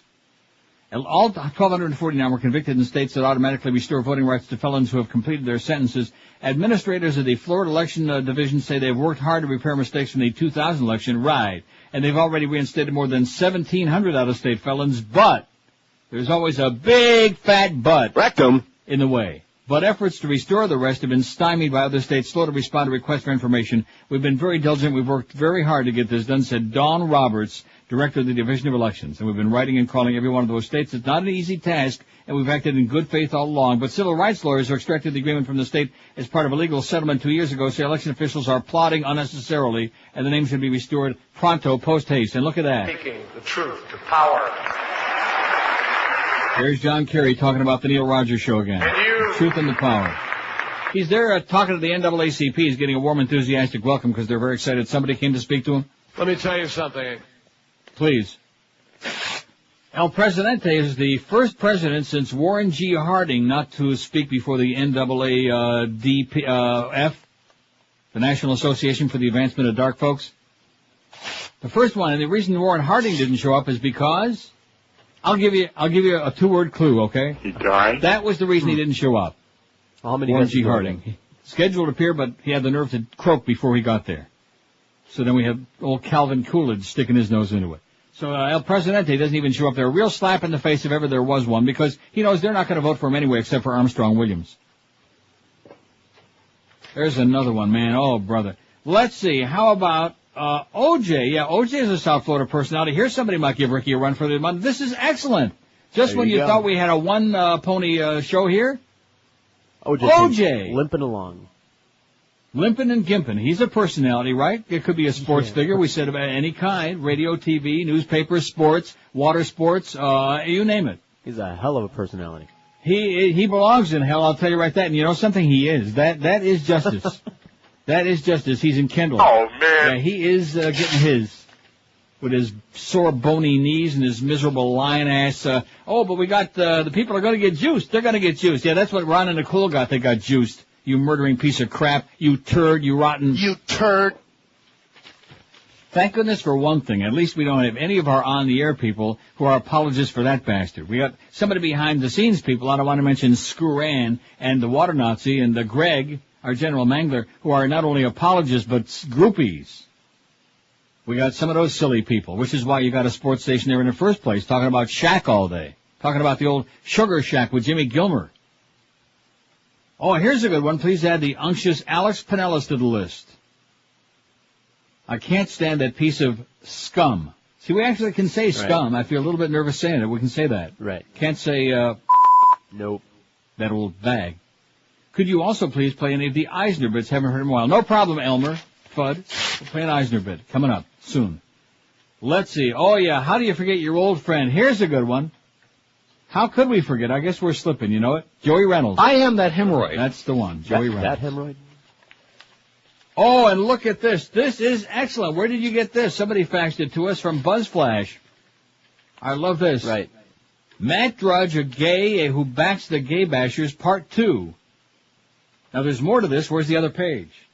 You only sent me page 1. That's it. That's all we got. That's so all. In other words, I'm going to have to go on there and get it myself. Well, I can do that during the break. Yeah, you know the address. Damn short breaks. Here's what we have a link to it. It says on July 13, we explained why we are rerunning 2 June 2000 editorials about Matt Drudge being a gay who supports Republicans who bash gays. It's a syndrome that affects many Republicans, including elected gay Republican congressmen and senators who support Bush's anti-gay rhetoric and agenda. There are also people high in the Bush campaign apparatus. They have to be high to be in that crowd. Administration and in the right-wing think tanks and conservative values organizations who are gay. One might wonder, oh, you know who I can't stand? He's not gay, but who makes me, the worst, he's worse than Ann Coulter, he's worse than any of them, is that Michael Medved, that right-wing lunatic posing as a movie critic. Yeah. And they keep trotting him out, especially MSNBC. He must get paid for by word or something. They keep trotting him out over and over and just slapping us in the face. Even Paula Zahn had him on the other night. Michael Medved. In fact, now that I think of it, he looks a little swishy too. Looks like Miss Horkheimer. Anyway, it says one might wonder what makes them tick, meaning these closet queens, right-wing self-hating. Could you be gay and support an anti-gay president or political party? No. Could you be African-American and send money to the KKK? No. Could you be Jewish and support neo-Nazis? Oi! Like Paul Wolfowitz? We don't pretend to know what goes on in Drudge's mind. Maybe he's just the ultimate post-gay liberation gay, a gay in a public denial who has the right to be a complete slimeball just like Karl Rove. Well, we can say slimeball. Because we didn't ask about it. No. Oh, we better call, what's her name, that bitch over in Naples and find out if we can say slimeball. Joyce. Drudge, like all of us, must be held accountable for his actions. His sexual orientation becomes an issue when it makes him a hypocrite. And Republican hypocrisy is number one interest at Buzz Flash, to be continued on the next page, and I'll get to it. I'll find it. Because this is today on their website, July 15. Repeating an editorial from June 2000, two of them up here, about that self-hating, maricon, bugarron, just a pawn of the right wing, gay bashers. Were you Drudge packing? Someone with no conscience, no self-respect, and talking about a big head. I wonder who's Joe Rose, Miss Drudge, or Shaq. Jack. Although when you say head, Miss Drudge, gets very nervous. 27, and so does Dove. 27 past 11 for a multitude of reasons at 560 WQAM. Hey, are you in the Atkins, the South Beach, the Sugar Busters, or any low-carb, sugar-free diet? A lot of people are. The Lights of West Boca has helped thousands and zillions of low-carb dieters achieve their weight loss goals because today shopping for just the right low-carb products that are really going to do it for you is almost impossible. Everything in the world now is labeled low-carb. And a lot of those products on grocery store shelves not only won't help you lose weight, some are full of crap and make you gain weight. So don't sabotage your weight loss goals. Come into a great store, the Lights of West Boca, and they'll help you stay on the right track with hundreds and zillions of the best-tasting, lowest-carb products ever invented. You can try them before you buy them, too, before you lay out any cash and take a whole bunch home. They have a knowledgeable staff that knows low-carb dieting inside and out. They're open every day till 10. And don't forget their guaranteed lowest price policy on all Atkins, Carbolite, and Pure D-Light products, too. The Lights of West Boca will not be undersold. You can save a lot of cash and get exactly what you're looking for. Get some great items with taste. The Lights on the northeast corner of Glades Road and 441 next to Boston Market. You can call them toll-free at 1-877-LOW-CARB, LOWCARB, or on the web it's lowcarb.com. The one and only, the Lights of West Boca, is your official Atkins retail center. Live and local. This is 560. The radio's all yours now. QAM. Rock solid. Tonight on Bravo, it's Inside the Actor's Bathroom with host James Lipton. I'm here in the bathroom adjacent to the master bedroom in the Beverly Hills mansion of legendary film actor Jack Nicholson. Sir, I am honored. Yeah, whatever. If you don't mind, I'm a little busy here. I understand. 12 hours ago, you enjoyed a delicious dinner of ribeye steak with sautéed onions and French fries. Tell me, Mr. Jack Nicholson, whatever became of that enchanting entree? Well, let me stand up here and I'll show you. There, you see? Simply engrossing. Now, why don't you get the out of here, you sick? Magnificent. Now, I don't have to ask your favorite curse word. And be sure to tune in next week when James Lipton visits the downstairs half bath of acclaimed actress Jodie Foster. Well, Miss Foster, that's an even bigger piece of crap than Maverick. Thank you, Mr. Lipton. On Inside the Actor's Bathroom. Oh, thank God nobody was making any flatulating sounds in there, you know what? I listened to it. I screened it ahead of time. You don't think I was going to play that something called somebody's crapping all over the place in their turlet. Anyway, look at Rick Sanchez, man. Just when you think, although you're right, OJ, let's see, we got him on there yet? He's on there. Oh, look at that. He's got 8 already. Well, that ain't a big deal. He's got a long way to go to catch your old Ricky Ticky. Rick Sanchez, 209. Despised. Wayne, 50. We hate you, Wayne. Baldy. Mo's got 34. Nice showing, but he's slipping bad. Spilky's number 19. Larry King, 15. Casanova, 15. Nita Bryant, 14. Gloria Stefan, 13. Elianito's got 8. OJ's got 8. Greg Budell, 5. Glenda Bird Hill's got 5. Brian Norcross, 4. Janet Reno, 3. I got a pair. Alan Courtney's got 2. And everybody, small potatoes after that. I got the whole BuzzFlash, the 2 editorials here now. But I'll save it for a little, I don't want to get too ponderous, you know what I mean? No, what do you mean? Too much reading ain't a good thing because it's hot and people are like, they don't want to be bogged down with this crap. They want a little like levity, you know what I mean? Opposite of gravity? Exactly. Let's see. Here's one from Todd who says, W had another Abu Ghraib moment at the campaign stop on Tuesday. Abu Ghraib. You've got to see if you can find audio of him pronouncing Al-Qaeda with an extra syllable. I heard it on ABC Evening News. It went kind of like Al-Qaeda. Al-Qaeda. Al-Qaeda had something. See, they all thought, them dark folks there in Philly, they thought it was pretty funny. He's talking about John and me going out raising taxes on working people. I don't know if he knows who working people really are. Working people are not the top 1.5% of Americans. There you go. By the way, leave my tax cut alone, John.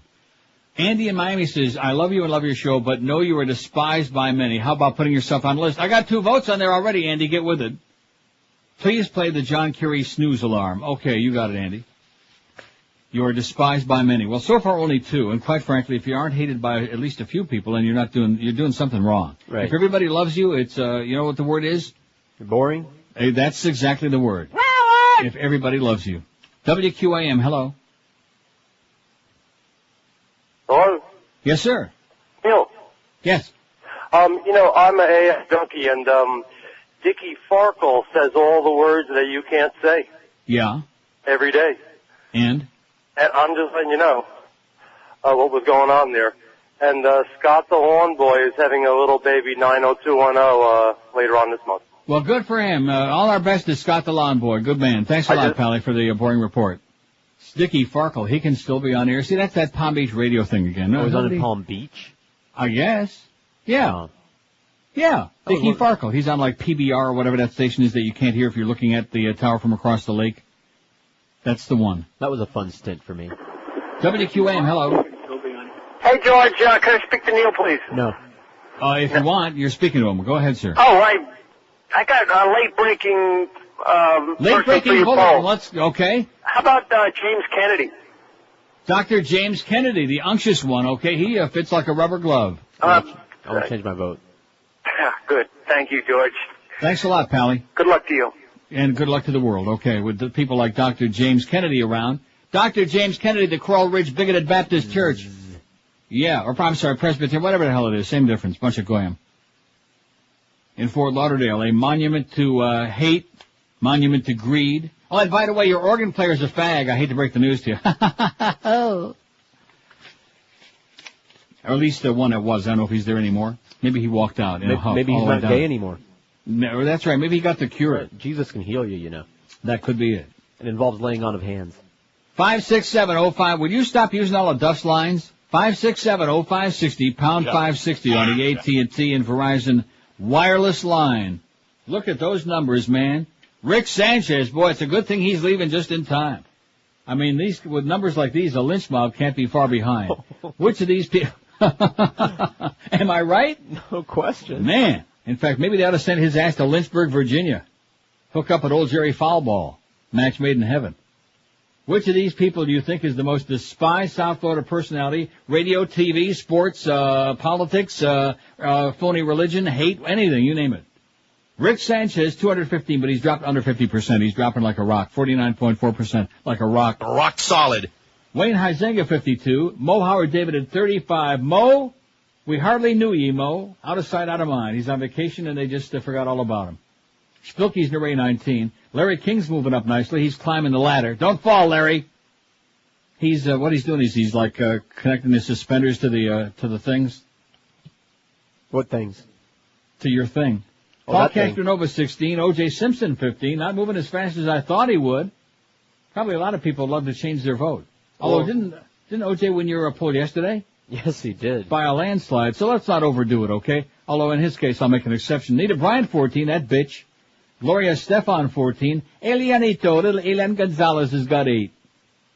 Greg Dudell's got 5 now. He's moving up big time. Glenn the Bird Hill, 5. Brian Norcross, 4. Alex Pinellas Pequena. Well, no, I wasn't going to say it, but I was trying to think of what else I always substitute now. Right, I was laughing at the thought. No, Alice Pincus Pequena. Remember John Pincus? No. Well, I just made him up. Okay. Janet Reno 3, Neil Rogers 3. There you go. See, I'm already on there, Andy.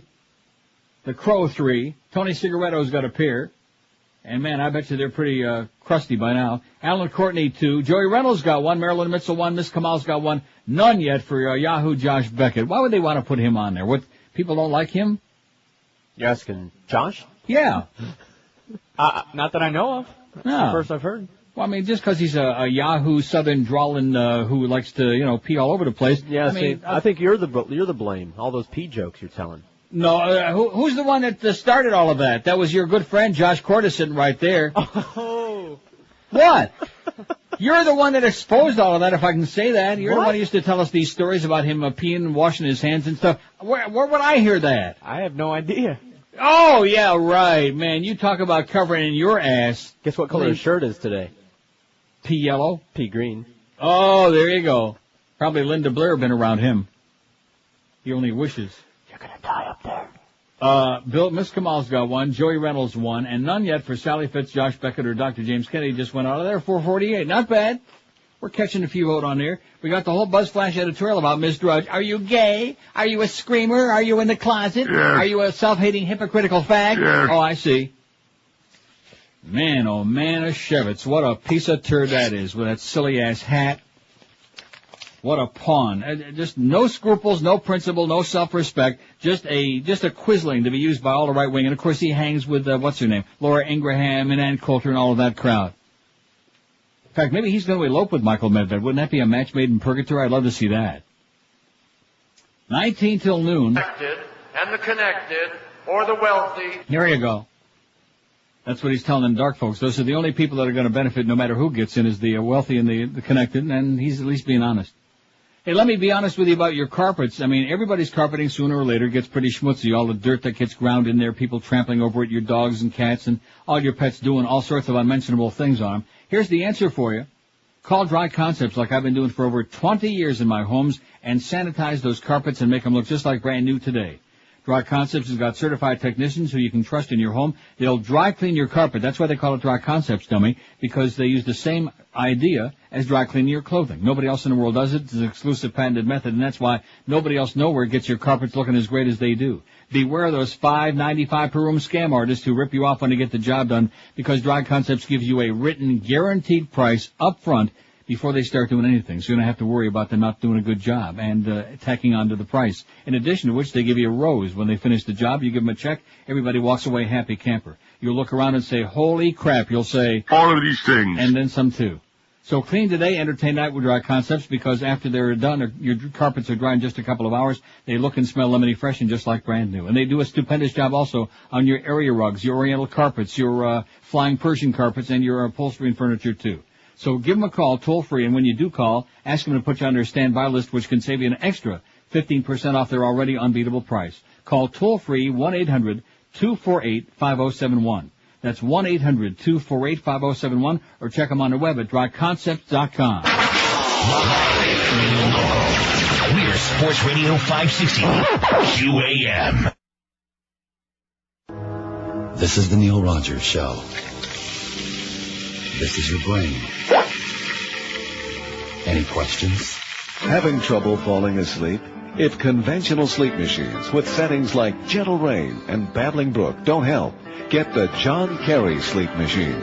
It lulls you to sleep with the mind-numbing sounds of a John Kerry political speech. I used to toss and turn for hours, but now I just turn on my John Kerry Sleep Machine. My international strategy is centered on an architecture. And before I know it, if America is to prevail in the current geopolitical climate. The John Kerry Sleep Machine offers 4 different policy settings to suit every mood. From tax reform. My new payroll tax credit would restore I'm getting so sleepy. where it is lacking today. To the economy. Before we can lay the foundations of economic I can't keep my prosperity, eyes open. we must lay the foundations of economic intelligence. Get the John Kerry Sleep Machine today. And with any luck, you'll sleep right through the election. I'm John Kerry. And I approve the John Kerry Sleep Machine. Available wherever the only sleep machine approved by John Kerry. And to help with the United Nations Global Fund. There you go. Let him have it, John. Wake up. 14 till noon at 560 WQAM. Getting back to this two editorials by BuzzFlash.com about Miss Fudge. It says, Drudge, like all of us, must be held accountable for his actions. His sexual orientation becomes an issue when it makes him a hypocrite. And Republican hypocrisy is our number one interest at BuzzFlash because it's the defining characteristic of many people in Republican leadership and media shill positions. Indeed, around the time that the White House committed national treason by outing a CIA operative, Valerie Plame, who specialized in tracking weapons of mass destruction, in order to send a message to Joe Wilson and the intelligence community that the Bush cartel was going to enforce its Omerta code at all costs, even if it meant betraying America, there was another curious leak and smear that bubbled to the surface of the mainstream press, courtesy of Miss Drudge. Here's the background from a July 19, 2003 Toronto Star story. Last week, ABC's Jeffrey Kaufman, formerly of CBC's The National, took a direct hit from the White House, it seems, via the scurrilous Drudge Report. That's because Kaufman, a Toronto native now based in Miami, gave voice to American troops stationed in Iraq who spoke out against the war, or rather the peace, while calling for U.S. Defense Secretary Donald Rumsfeld's resignation. Ostensibly incensed over Kaufman's World News Tonight report Tuesday, which was repeated on Wednesday's Good Morning America, the White House had a dirty trickster tip gossip monger Matt Drudge to how the reporter was, up against the wall, openly gay and no blindfold, no last cigarette, Canadian. And so on Wednesday for 8 minutes, Drudge's headline screamed, ABC News reporter who filed troop complaint story, openly gay Canadian, before being edited to read, ABC News reporter who filed troops complaint story is Canadian.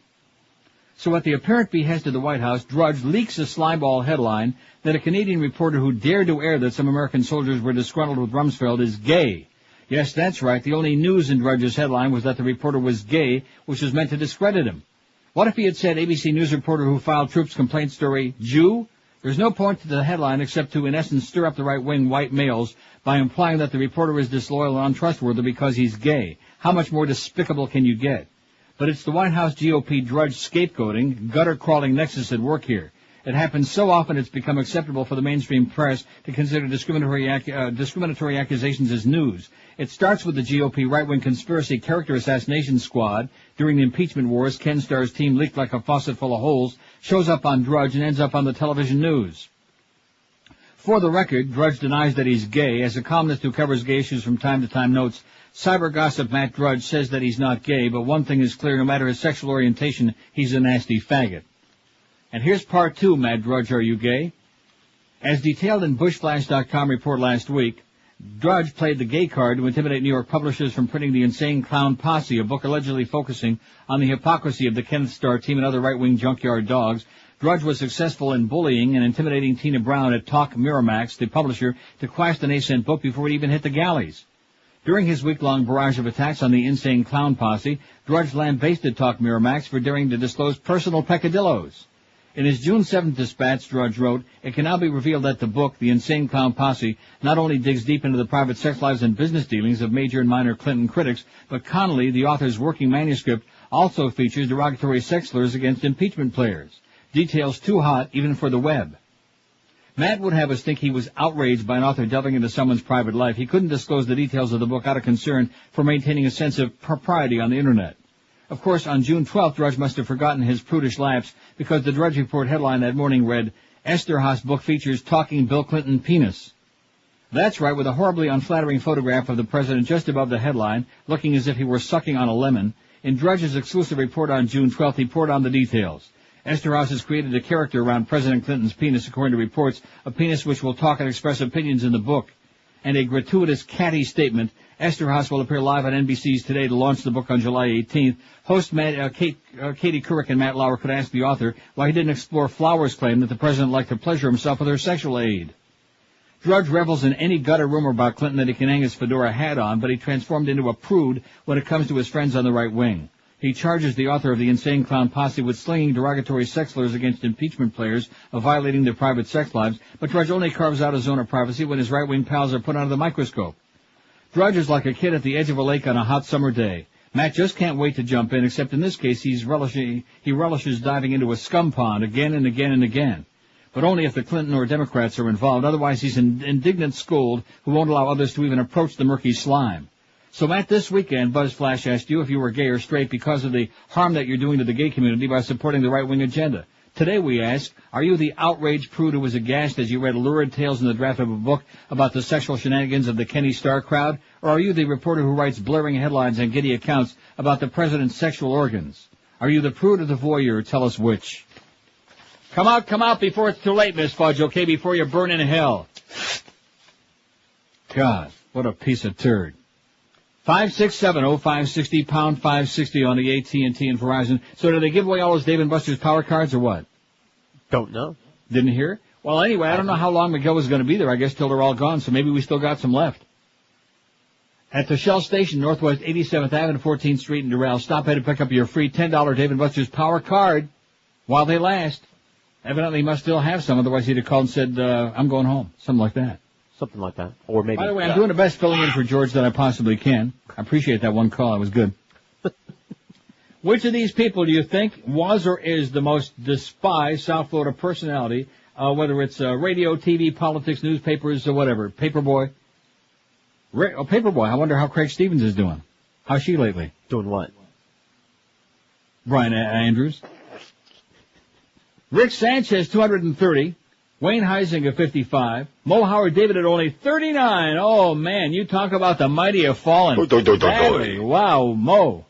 O.J. Simpson, 23. Slowly, steadily, but surely. See, I think if you wouldn't have had that other poll yesterday, right, they would have they'd have pulled both barrels out. But today, it's like, he's old news. They got it out of their system. Spilky's Neray, 19. Larry King, 18. Paul Castronova, 18. Doing very nicely for an old turd. Anita Bryant, 16. Gloria Stefan, 15. Elianito Gonzalez, 8. Neil Rogers, 8. Ailey and I tied together. Ever see the two of us together? Same person. I'll call the cops if I do. There you go. Please. Cracker, please. Greg Budell, 5. Glenn the Bird Hill, 5. Brian Norcross, 4. Alex Pinellas, 4. Alice Pincus Pinellas. The Crow has got 3. Old Warren Crow-Marty. Janet Reno, she's got 3. Dr. James Kennedy, 3. Alan Courtney's got a pair. Tony Segreto, 2. Joey Reynolds, 2. Marilyn Mitchell, 1. Bill Kamal, 1. And none yet for Josh Beckett or Sally Fitz out of 488. That's interesting, Sally Fitz. I think they like Sally. Huh? Yeah. They like her instruments, too. 567-0560. Rectum. Pound 5. You know, a lot of people used to think that we made those stories up. Yeah. They were all true. WQAM, hello. Neil God. Yes, sir, speaking. How are you, sir? I'm excellent. I have an idea for a poll. Okay. Did you watch Nightline last night? No. Well, they did a big thing on all the Mexicans that are influxing into the United Right. States. Uh-huh. And their idea was to go after, well, the Americans' idea was to go after the people that are giving them jobs. Uh-huh. And I was just what a concept. Excuse me? I said, what a concept. I know it. And I was thinking we should have a poll on, what should we do about going after the people that are giving them jobs. Make them hire illegal Americans, double the American wage, or something like that. And fill in the right. But I love you forever. You've changed my whole life. I've been listening to you since I was 19 years old, and I used to listen to you because you were fun. And now I'm going to vote this year. I can't get enough news into me. I have to read the paper and watch every news channel I can. You're the best. You're saving the world, Neil. Okay, thanks for the look job, Pally. Have a great day. Thank you. Right. Oh, I feel I better go towel off now. Oh, look at this. The former Army scientist identified by authorities as a person of interest in the 2001 anthrax attacks sued the New York Times Company and columnist Nicholas Kristof yesterday. And that's good. I'm glad he did that because Nick Kristof, he said some crappy things about Michael Moore. Yeah, he's not a good guy. No. And I apologize profusely. There's a column I put on there by Nick Kristof a few days ago, and I guess I didn't read the last part of it. I apologize. Yeah, profusely. Anyway, against the Times and the columnist Nick Kristof, claiming the paper defamed him in a series of columns that identified him as the likely culprit, okay? And then again, they ought to... I apologize. Do that. And, of course, we all remember back now. Have they actually caught the guy? I know I keep asking this, but I'm out of touch because I'm in Toronto. I'm out of the country. I'm out of touch. So maybe they caught that guy who was behind the letters with all that. Anthrax. Anyway, I just was looking for an excuse to play Anthrax. And stalling for time to find it. In fact, I know a lot of guys who just stall for time to find it. The lawsuit filed by Stephen Hadfield in U.S. District Court in Alexandria said Christoph identified him as the anthrax killer to light a fire under investigators in their probe of the anthrax spore mailings, which killed 5 people and sickened 17. He accused Christoph of hurling false and defamatory allegations and the Times of engaging in substandard and unethical journalism. In a series of columns in 2002, Christoph criticized the FBI for failing to aggressively pursue a scientist he had first identified as Mr. Z. How do you like that? Mr. Z. Weren't we just talking? He belongs behind bars. He wrote that the biodefense community had called Mr. Z a likely culprit, was buzzing about Mr. Z behind his back, in part because the scientist was familiar with anthrax and was angered at the suspension of his top security clearance less than a month before the attacks. Christoph, a Pulitzer Prize-winning journalist, later acknowledged that Mr. Z was Hadfield. He also wrote that Hadfield deserved the presumption of innocence and that there was not a shred of traditional physical evidence linking him to the attacks. Christoph didn't return a call to his orifice. A Times spokesman said the newspaper believed this case does not have merit, yada, yada, yada. The lawsuit was the latest attempt by Hadfield 50 to defend himself since Attorney General John Herman Goering Jr. Ashcroft publicly called him a person of interest in the anthrax probe of 2002 and cost him his job and ruined his life and did all of these other minor things just because they had to look like they were doing something. Oh, we got Jose Padilla, we got Stephen Hadfield, we got all these people of interest. And then we got that guy in the wheelchair that used to be buddy-buddy with Osama. He was pretty dangerous. Did you see him the other day? He looked pretty dangerous to me. Larry Flint? As they were carrying him off. No, not Larry Flint. And when's that Larry Flint book coming out? If that thing doesn't come out, I'm going to be PO'd and fired up. 11:58 at WQM. You wake up every morning in a crowded bed? Between the kids and the dog and the cats, is there no room left for yous? Researchers say today shoppers are choosing bigger mattresses because of overcrowding. And nobody's got a better selection of queen and king-size mattress sets ready for immediate delivery than Dial a Mattress. When you call 1-800-MATTRESS right now, you get a great mattress at a discount price. Only Dial a Mattress delivers 8 in the a.m. to 10 in the p.m. every day. Dial a Mattress is ranked number 1, numero uno in customer satisfaction. They were winners of the 2004 Better Business Bureau Local Torch of Excellence Award. When you call 1-800-MATTRESS, you'll get the best prices on the best brands, delivery on your schedule in that convenient 2-hour window that you choose, and the best customer service in the universe. And Dial a Mattress has got all the names you know and love and covet. Sealy, Serta, King Coil, Simmons, Tempur-Pedic, Stearns, and Bananas Foster. Everybody at QM, including yours truly, we've been using them for a long time, making that easy call to get our mattresses. You ought to be doing the same. Log on to their website at mattress.com or give them a call right now. They'll be knocking on your door in no time at all. 1-800-MATTRESS, 1-800-MATTRES. Live and local. This is Sports Radio 560, QAM. This is Mark Morgan. It's the 12 to 1 hour on QAM. And another thing, you better listen to me, you would have been a big star by now. With that little pipsqueak voice, how do you expect to get anywhere, you little puny puke? We say puke? I think this is the I don't even know what it is. What's it? The 3,500 watts. The more I hear you. Yeah, what about it? The more I hate you. What do I care? And when I'm near you, I wanna die. Your pecorino, toenail cheese aroma puts me in a coma and blinds my eyes. Why, you, I ought to smack you. There, see? I know my smell attracts you. But unlike Zach, you still got a job. I feel just like that you are my kid brother. And one yiddy to another. That's why you're still not fired.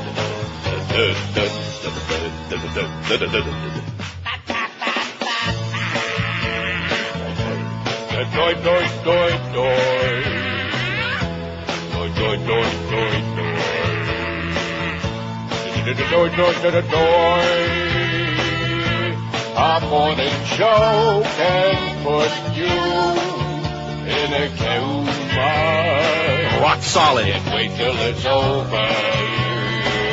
All right, that's enough. 12:03, I guess that rock solid. It's getting a lot of play around the building. That's what I'm hearing. That's the rumors up here. Shown up, but not as much as Jack. Oh. By the way, man, hey, by the way, did anybody hear we got Shaq? Miriam Oliphant, somebody suggests for the poll. How's that trial coming? Must have been somebody else's fault. It was all somebody else's fault, right? Absolutely. Okay, thanks, Miriam. Miriam Elephant is on the poll. Now, let's see. Here's one from Mark who says, P.S. Love the website, but I don't understand. Please, need... I don't understand this. Do you understand? We need more votes? Need we more votes? I despise them all? In other words, Mark hates everybody. Mark, get a life. Get serious, okay? I have no life. Get coherent. 5670560, pound 560. Well, again, speaking of compassionate conservatives, the United States yesterday rejected UN Secretary General Cup of Coffee Annan's plea to inject $1 billion a year into global AIDS fund. It's not going to happen. U.S. Global AIDS Coordinator Randall Tobias told a small group of reporters at the 15th International AIDS Conference in Bangkok. The President has requested $200 million for next year. I think that is more than adequate to meet the requirements of the Global Fund in terms of getting money out for putting programs in place, he'd be saying. Annan called on Tuesday for the U.S. to contribute at least $1 billion a year, echoing a plea from Richard Feacham, the executive director of the Global Fund for AIDS, Tuberculosis, and Malaria, which needs more than $3 billion for 2005. Tobias said Washington was the leading global fight against AIDS and spending nearly twice as much to fight the pandemic as the rest of the world combined. But controversy about its payments to the private fund Global Fund, the public-private Global Fund, launched in 2002 as a brainchild of Annan, has overshadowed discussions at the AIDS Summit this week. Critics have condemned the U.S. for pursuing a go-it-alone strategy and setting up its own $15 billion five-year AIDS action plan rather than folding its efforts into the international body. Well, isn't that what we're doing with everything now? We're not participating in the world of nations. It's us against the world. Isn't that the way it works now? Yes. You know it. Yeah. Here's a very disgusting story. Life in Bush's America. I don't want to, well, I do. I'm only on twice a week now, filling in for George. And so as a result, I better get in my licks while I can, you know what I mean? Did we get a call from Miguel to find out if those Dave & Buster's power cards are gone yet? No. No. Well, like I said, go out and get them, okay? He's probably pretty irate, the fact that he's not getting flooded with people. Of course, if we knew what those were, it would probably help. Well, the people that want them, they know what they are, right? They're for the games. They're for the games at Dave & Buster's, for all them little games you play, you know? Games people play. Knock hockey. Right. Pencil push. By the way, thank you, Tony's. Oh, thanks to Tony's. That's why I paused there. It sounded to me like somebody had a mouthful. Sure enough. By the way, Miguel said it's still on. It's still on. Okay, well, I'm glad to find that out. Thank you, Miguel. Now I don't know how many we got. How many thousand we got? About 30, man. That must be why it's taking so long to give them out, or maybe because of the fact that it's the middle of the summer and dog days and there ain't nobody out there. I tell you, there's something going on. It may be our booby trap. I know that's a big part of it. That's getting tremendous response on our website. But man, we are just kicking big, gigantic, hairy, smelly ass, you know, considering what time of the year it is. Yeah. Aren't you shocked? Mildly. Oh, that's right, you're reading. Thanks again to Tony's over there at Northwest, whatever it is, 2nd Avenue. 193rd and Northwest. What is 2nd it? Avenue. 193rd and 441. No. Okay. No, it's not. Trust me. I thought it was Northwest 2nd Avenue and 193rd Street. That is 441. No. 2nd Avenue. Northwest It 2nd, is? yeah, it is. So in other words, Tony's is on 441? Yeah. I never knew that. All of this time I never really thought about that very much. I thought 441 was 7th Avenue. Down south of the Golden Glades it is. I see. But then again, we're almost to Broward County. We're almost to the border. It takes a hook. So go over and see Miguel at the Shell Station, Northwest 87th Avenue, 14th Street in Doral. Oh, that's why nobody's going over there. Who the hell wants to go over to Doral? There's no golf going on right now, unless maybe Mo is playing with it. Stop by to pick up a free $10 Dave & Buster's power card right now and see the lovely Miguel. He's waiting for you. He'd like to get rid of that crap and go home and be with his lovely wife. Doesn't she work, though, his wife? Normally. Oh, that's right. They got a baby now. He can't afford, on the kind of salary he's making at QM, he can't afford no nanny, I guarantee you that. Well, what do you mean normally? You don't need no nanny when you're Cuban. I don't understand. You've got abuelas. Oh, abuela. The abuela's coming here checking out the kid's penis. Anyway, a husband and wife who wore anti-Bush T-shirts to the president's 4th of July appearance aren't going down without a fight. They'll be represented by lawyers from the ACLU as they contest the trespassing charges against them today in Charleston Municipal Court, Charleston, South Carolina. Police took Nicole and Jeff Rank away in handcuffs from the event, which was billed as a presidential appearance, not a campaign rally. They were wearing T-shirts that read, "Love America, Hate Bush." Spectators who wore pro-Bush T-shirts and Bush-Cheney campaign buttons were allowed to stay, of course. "We weren't doing anything wrong," said Jeff Rank. The couple who said they had tickets just like everybody else said they simply stood around the Capitol steps with the rest of the spectators. "We sang the national anthem," Rank said. The ranks hardly fit the image of rabble-rousers. Jeff, rank 29, has a master's degree in oceanography. Nicole, rank 30. About 30, man. Has degrees in biological science and marine biology. They've been married for 7 years. Nicole, rank, arrived in Charleston soon after the Memorial Day floods. She was working as deputy environmental liaison officer for the FEMA, making sure cities and counties obeyed federal environmental laws as they repaired roads and bridges. After police arrested the ranks, they fingerprinted them and took their mugshots. FEMA told Nicole Rank she was no longer needed in West Virginia. I've not been fired per se, she said, but I was released from this job, and when they release you from a job, you no longer get paid, which is a cute way of saying, you're fired. Of course, they can't say that because Donald Trump copyrighted that expression. The ranks started to go home to Corpus Christi, Texas, but they only got as far as Roanoke, Virginia. When it occurred to them, they might not be able to contest their arrest if they weren't in Charleston on their court date. A phone call confirmed their suspicions, so they turned it around. We've been living in motels ever since, said Jeff Rank, who spent Tuesday evening in his motel room with his wife, their Cocker Spaniel Feynman, and their marmalade cat Rower. R-O-W-R. How do you say that? Rower? It's extremely difficult financially. We can't afford doing this for very long, but they both had to state and fight the charges because we don't think we're guilty. Since Bush took office early in 2001, people have been banned from displaying anti-Bush messages at dozens of Bush appearances across the country. I mean, I'm going to tell you something, boys and girls. Anybody that supports this kind of fascism, you are a fascist. You are a neo-Nazi bastard, you, okay? Not to mention self-destructive fool. Right. Just like Miss Fudge and that self-hating faggotry of hers. In September, the ACLU filed a federal lawsuit against the Secret Service seeking an injunction against the Bush administration for segregating protesters at its public appearances. The Secret Service agreed that such censorship was wrong, said Witold Walczak, one of the lawyers that filed the lawsuit. Sounds like a Polak. They had an internal memo dated September 2002 saying they couldn't treat protesters differently or worse than anyone else at a presidential appearance, Walczak said. The judge said any agent responsible for doing so could be held liable for damages. Remember Walter Slezak? No. Remember Fanny? How about Short Fat Fanny with Larry Williams? Oh, that, Atco no. Records. All this is for Booker Bryan to amuse him. We have our own little show going on. The Secret Service has been telling local police to sequester anyone displaying an anti-administration message, usually in areas completely out of sight and earshot of Bush. Because the Secret Service agreed with the ACLU that it shouldn't be doing that, the judge dismissed the case. Prior to our filing our suit in September, we get a couple of confirmed protest zone complaints every month, Walczak said. After we filed, there were practically none. We had 2 documented incidents between September and March, one in Little Rock, Arkansas, and one in Knoxville, Tennessee. But now lawyers like Walczak are carefully monitoring cases like the ranks and 2 similar incidents recently in Pennsylvania. We're trying to assess what's going on in these appearances, whether these protest zones are resuming, he said. We are continuing to monitor all campaign events by both Republican and Democratic candidates. We're prepared to go back into court to see if discrimination is occurring. It's an Orwellian way to keep speech out of sight of those the speech is intended to critique. We want to nip this in the bud before it becomes a habit of future administrations. A Bush spokesman, of course, didn't return telephone calls seeking comment on the necessity of a free speech zone. Free speech zone, my fat ass. By the way, 7.5 pounds in a week and a half I've lost since we had the old mommy in the box. Does that sound what?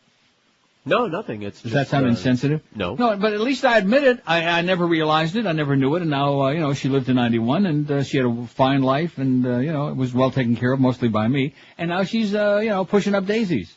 But in the meantime, I finally discovered, miraculously, amazingly, that I had this kind of Freudian thing.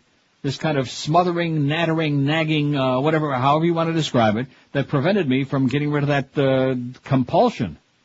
That sugar urge, that horrendous desire to nosh. Ever have a desire to nosh? Well, I'm asking you, I got a mouthful of food. Ready to go back for seconds. I bet you are. 12:30. I know what Josh is probably eating, pizza with, See him. Yeah. But he's not. Oh, I see. He's a sub-man. Oh, a sub-man. He's a sub-man and a Cub fan, and he hopes you are too. And a good, how's Harry Carey doing, by the way? Here he's rock solid. Is your company suffering from regulations and increased labor costs? Let Oasis Outsourcing help you when it comes to the people side of your business. Payroll administration, Fortune 500 company employee benefits, human resource services, and risk management are just a few of the services that Oasis Outsourcing can cover to help your business be more profitable. Call Oasis Outsourcing today if you'd like to get you a free evaluation at 1-866-OASIS. That's 1-866-286-2747.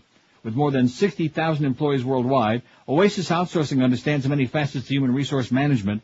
Outsourcing is being recognized by firms large and small as a powerful management choice, which lets you focus on your core business while leaving the operational details to our friends at Oasis Outsourcing. So please do yourself a favor. Let Oasis Outsourcing make your business a lot more profitable. There's no obligation. If you'd like an evaluation, absolutely free. Call toll-free 1-866-AT-OASIS. That's 1-866-286-2747 for Oasis Outsourcing. Live and local. We're Sports Radio 560 QAM. Spider-Man is here again to do whatever a sequel can. It'll be big, that's for sure. Even bigger than Michael Moore. He can't hope to beat Spider-Man.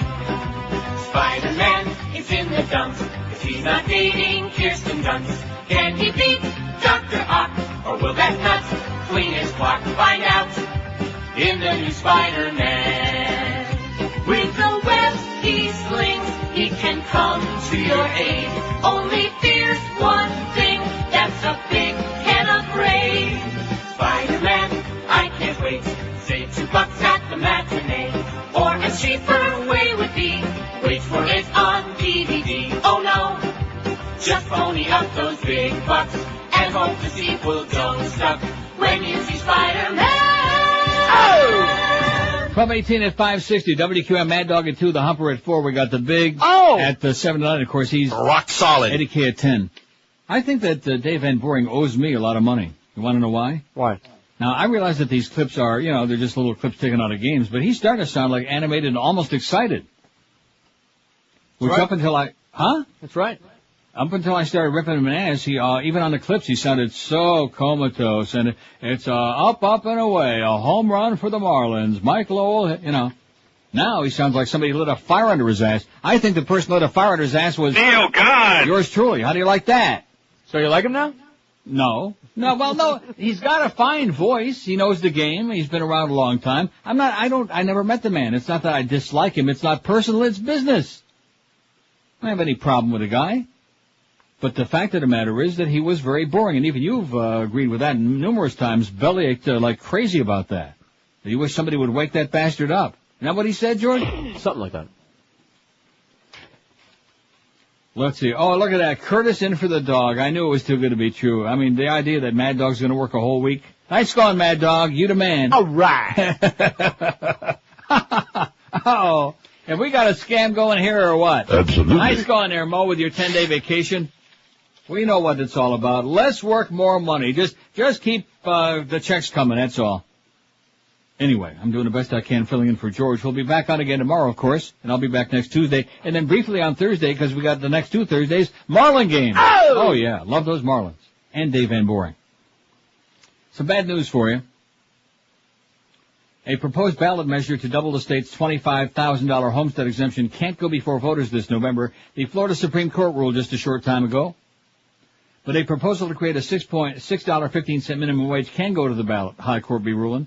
The Supreme Court reviews citizen initiatives to judge if they're clearly explained and deal with just one subject. Those are the only 2 issues. Oh, I guess it must be chopped off on their website. The only 2 issues the High Court addresses. The property tax memo was bankrolled by a Vero Beach millionaire who promoted it as property tax relief for homeowners, but critics argued it was really a tax shift onto commercial and industrial property, and local government officials and Governor Jeb Bush said they worried about the $2 billion price tag on the proposal. The minimum wage proposal will create a state minimum wage that starts at $6.15, which would double Josh's pay, but increases annually to keep up with inflation. It doesn't yet have the 500,000 signatures needed to make the ballot, but they're working on it. Just like I'm sure they're still working on that thing to get the slots into the racetracks. Oh, man, do we need that bad? Yeah. Or what? If you could see how the people here are packed in at Woodbine Racetrack, even on the days when there's no racing going on at the time, you wouldn't believe it. You'd be flabbergasted, okay? Oh, you ought to see the engines. Right. Packed. And the engines are making all the money while the rest of the state is always on the verge of bankruptcy. People are looking for... That's right. They want to go have a good time and all this crap. Oh, well, they're all going to go bankrupt. They're going to gamble away. Listen, if they want to gamble, there's no state in the country that's got more gambling than Florida. Even in New York State, I don't think they got no highlight or dog racing, do they? No. Florida, we got it all. We got your thoroughbred racing. We got harness racing. We got dog racing. We got highlight. We got the lottery. We got cockfights in the Sweetwater and Little Havana and Hialeah. What more do you need? Casinos, baby. to make zillions and zillions of dollars for real money for education and things that we need money for instead of always crying poor mouth. We don't have this, we don't have that. People want... That's right. All your crap, by the way, about only fags play the slot machines. I hate to break the news to you, but there was a very fine young man in his early 20s, not bad looking either, of Indian descent, who was playing a machine next to me the other day. Besides, I said fags and old ladies. Yeah, well, he wasn't an old lady and he wasn't a fag. How do you know? Trust me when I tell you, I can sniff one out. He may have sniffed a little on that Curry side, you know. He smelled a little like Kid Curry. No, he was a nice guy, and he won $2,600 in about 10 minutes. Okay. Action. At any rate, I just mentioned that in passing because you see, one thing about you being such a hard ass, you live in this narrow little world. You can't afford to be going to Vegas very often, unfortunately, which I know you'd probably like to go, especially to get away from your wife. But I mean, if you could see the real world a little bit more, you'd understand you live in a cloistered environment there. Oh, I know. Nevertheless, you're full of crap. Gay my ass. Oh, I'm sorry, Duff. Yeah, what a giveaway. Okay, here's the poll so far. Rick Sanchez, we keep trying to drum up some competition for this guy. We just can't do it. Which of these people do you think is or was the most despised South Florida personality? Radio, TV, religion, politics, you name it. Rick Sanchez, 254. 44.5%. Hate you, Rick. They can't stomach you. They find you nauseating, condescending, self-aggrandizing, egotistical, pompous, not to mention the guy that you killed in front of the stadium who's still dead. H. Wayne Huizinga, speaking of the stadium, 62. Easy to see why. Mo Howard David at a very weak third, 43. In fact, OJ will pass him like he's sitting on his ass. OJ 40 already. He's at the 40, the 45. Anita Bryant 23. Spilky's Neray 21. Paul Castronova 19. Larry King 18. Gloria Stefan 16. Neil Rogers 13. Neil, God! Look at that. I'm right on the Gloria Stefan's ass. What a horrible thought that is. Elian Gonzalez 12. I sped by him. Alex Pincus Pinellas 9. Dr. James Kennedy of the Crow Ridge Bigoted Church has got 7, where anti-Semitism is their middle name. Greg Budel's up to 5 now. Nice going, Greg. See you at the old country kitchen there. In fact, we'll be neighbors pretty soon. The Sterling Country Kitchen. Can you see me living in that complex at Carriage Hills? Oh boy, I'm taking a camera. Well, you think that could happen? Why not? I don't know why not. I think that's a hell of an idea. I mean, I'm an old fart. Why can't I live with a bunch of... In addition to which, look how young I'll feel. Sure. I'll feel like an... Forget about teenager. I'll feel like I'm in a sandbox. Hollywood's just fine. Got the downtown sprucing up real nice. Got a nice Publix there across the street on Sterling Road, a brand new spiffy Publix. I'm going to tell you, folks, and this is the truth, and they don't pay me any money. They are very nice to me when I go in there. But if you got a Publix near you, that's where you want to live. You know what I mean by that? Yeah. Excluding, of course, the one on Miami Beach. You know the one I'm talking about? Right. Where they have the ankle paramedics working overtime. That's one of the main criteria for deciding where you want to live. Is there a nice Publix? Well, is there a Publix? Because they're all nice. Right. Except for the one on Collins Island. Oh, there's another one on Park Road in Hollywood. Also Ankle Paramedic City. Oy vey. Oi! Let's see now. Where did I interrupt myself with my how many votes? I got Dr. James Kennedy 7, Budell 5, Glenda Bird Hill 5, Brian Norcross. She's only got 4. Miriam Elephant 4, Joey Reynolds 3, Janet Reno 3. Well, Brian Norcross, she's kept out of sight in the closet most of the time, unless there's a big storm, the big blow is coming along again. Janet Reno 3, the Crow, rhymes with the big blow, has got 3. Alan Courtney 2, Tony Cigaretto 2, Miss Kamal's got 1. Weather Fairy Jr. Marilyn Mitchell 1. Sally Fitz finally got 1. Sally. And Josh Beckett has none out of 577. I don't know why that guy put that on there. Just for fun, I guess. Huh? I'm sure. Just to get somebody pissed off. 26. Isn't it amazing that we can still say that? Oh, hallelujah. Oh. We can still say pissed off. And we can still play, huh? What? If I hit the right thing, I just can't do it. Isn't this something when you're under a lot of, yeah. Pissed off gets me fired up when I hear someone say that. I hate when that happens. Jackie. What's this fax you just sent me before I do the spot? Jackie. What is that? Jackie. Are you having another shack attack? All day long. Here is a fax from somebody. Oh, Rick in Vancouver. Haven't heard anyone talk about the Bush administration releasing 4 or 5 diehard Saudi terrorists from Guantanamo Bay in exchange for the same number of unlucky British that were tortured to admit that they were also terrorists or spies. Aren't the Saudis our friends? By the way, gas is back up to $2 a gallon. Our friends say they won't pump any more oil to bring the price back down. Yeah, that was another grotesque story. In fact, here they were wild about that. They were just psychotic about it. P.S. George and I will be in Miami next week. If he wants to set up a dodgeball game, I'll be the gorilla that burns people. All he has to do is catch the ball. I don't know about that, but we're going to make a box ball court downstairs. So. All right. Excellent. And I know who you can put right as the human target. Nine. That's just a clue. I don't want to mention no names. For the Smear the Queer game? For the Smear the Queer, yeah. Although he really is rock solid when it comes to producing them Dolphin games. Now, the only reason Grieper's still there is he's got a lot of naked pictures. Beasley's, Billy Goats, Greg, Screwan, that whole crowd. Even got one of Roy. 28 past noon at 560 WQM. Do you wake up every morning in a crowded bed? No. Between the kids and the dog and the cats and the parakeets and the parrot and the cockatoo, is there no room left for you? Researchers say today's shoppers are choosing bigger mattresses because of overcrowding, and nobody's got a better selection of queen and king-size mattress sets ready for immediate delivery than Dial a Mattress, of course. When you call 1-800-MATTRESS, right now you ought to be doing it, you get a great mattress at a discount price. Only Dial a Mattress delivers from 8 in the morning till 10 p.m. every day. Dial a Mattress is ranked number 1 in customer satisfaction. They were winners of the 2004 Better Business Bureau Local Torch of Excellence Award. When you call 1-800-MATTRESS, you'll get the best prices on the best brands, delivery on your schedule. That's right, you pick that 2-hour window, and they hop right through it, and the best customer service in the business. Dial a Mattress has the complete line of all the names you know and love and everybody wants. They got Serta and Sealy, King Coil, Simmons, Tempur-Pedic, and Stearns and Foster Hewitt. Everybody at QAM, even the schleppers, have called 1-800-MATTRESS for their bed because they want a great night's sleep. You ought to be doing the same. Call 1-800-MATTRES. Have a great night's sleep tonight if you call right now and for years to come, or check them on the web at mattress.com. 1-800-MATTRES. Live and local. This is Sports Radio 560. QAM. Yank it, baby.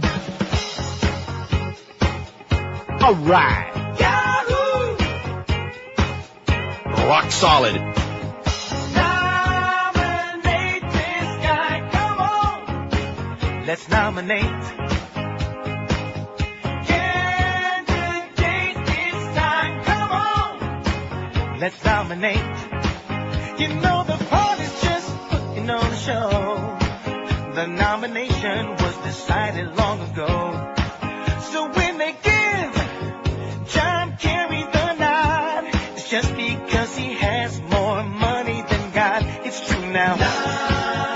Nomination. Let's all nominate and have a good time. Nomination. Only $50. There's no one watching it during prime time. Time to pretend to work together, or they'll be screwed come November. Democrats across the land, come on! Yahoo! Yahoo! Nominate this guy, come on! Let's nominate. John Kerry, it's time, come on! This is your convention. 12:33 at 560 WQM. How's Miguel doing with those $10 Dave & Buster's power cards out there at the Shell station in Doral? They're still going, I think. They're still going? I believe so. Are they up and away with the Fifth Dimension or with Dave Van Boring? They still got power. All right. They got their power at the Shell station, Northwest 87th Avenue and 14th Street in Doral. Stop by and pick up a free. You don't have to even give Miguel a kiss, okay? Maybe a little, By the way, it ain't him. It's Frank. Is that who the guy is? Who? We got a new promotions guy, Frank. Oh, no wonder they still got him out there. If Miguel was there, they'd be gone faster than you can say Schmidt can. Who the hell's Frank? New promotions guy. Flunky, van driving kind of guy. Oh, in other words, he replaced that fat bitch. No. Doreen. No. Doreen the Queen. Got it backwards. I said Flunky. I see. In other words, not. Oh, and Miguel, by the way, is now the promotions director, but he didn't get any more money. And as usual, they lied to him like crazy. At least I think. I don't know. Is that correct? We don't know yet. I'm sure it is. Well, he's working on it, okay? In fact, the Escobar family is going to make Greg Reed an offer he can't refuse. Anyway, MoveOn.org, which is so outstanding and does so many fantastic things, has got a thing on their website, which I just got my email, which I don't want to read the whole thing, but it's just a part of it is right in our neck of the woods. My good personal close friend Jim Stork. It says, Dear Move On member, yesterday President Bush's effort to write divisiveness and hate into the Constitution went down in flames. Flaming! Republicans needed 67 votes in the Senate to pass the federal marriage amendment. Are they talking about Charlie Crist again? Flaming! Matt Drudge? Flaming! But they only got 48 votes on yesterday, not even a simple majority. It's a huge victory for people living and breathing. Despite the defeat in Congress, Republicans threaten now to make this an election year issue. Our response, bring it on! Today, we're highlighting 4 great Democratic candidates who are running against some of the staunchest supporters of writing discrimination into the Constitution. If we chip in a little to their campaigns, we can demonstrate that when you try to deny people their civil rights, you don't just lose a vote in Congress, you lose your seat. Nobody wants to lose their seat. Rectum. You can make a secure, easy online contribution to these campaigns right now, and then it's got a link to moveonpac.org, yada, yada, yada. It says, while all 4 of our new featured candidates oppose the marriage amendment, they're also each good progressives on other issues as well. Each of these candidates also has a chance to knock off a conservative right-wing politician, moving us closer to control of the U.S. House. Now, the only one I'm not going to waste the time with Oklahoma and Indiana and whoever the other one is, but our first candidate is Jim Stork, an openly gay man locked in one of the most competitive races in the country. Jim is running against conservative Republican, the unctuous Clay Shaw in Florida's 22nd district, a Democratic-leaning seat that Gore won in 2000 by 5%, and John Kerry is currently leading in double digits. Stork, the former mayor, now it says here Wilton Gardens. Will you people get it right at MoveOn.org? I told you people don't know your ass from my elbow. Wilton Manors, not Wilton Gardens. Jesus God. Wilton Flowers. Wilton, Milton.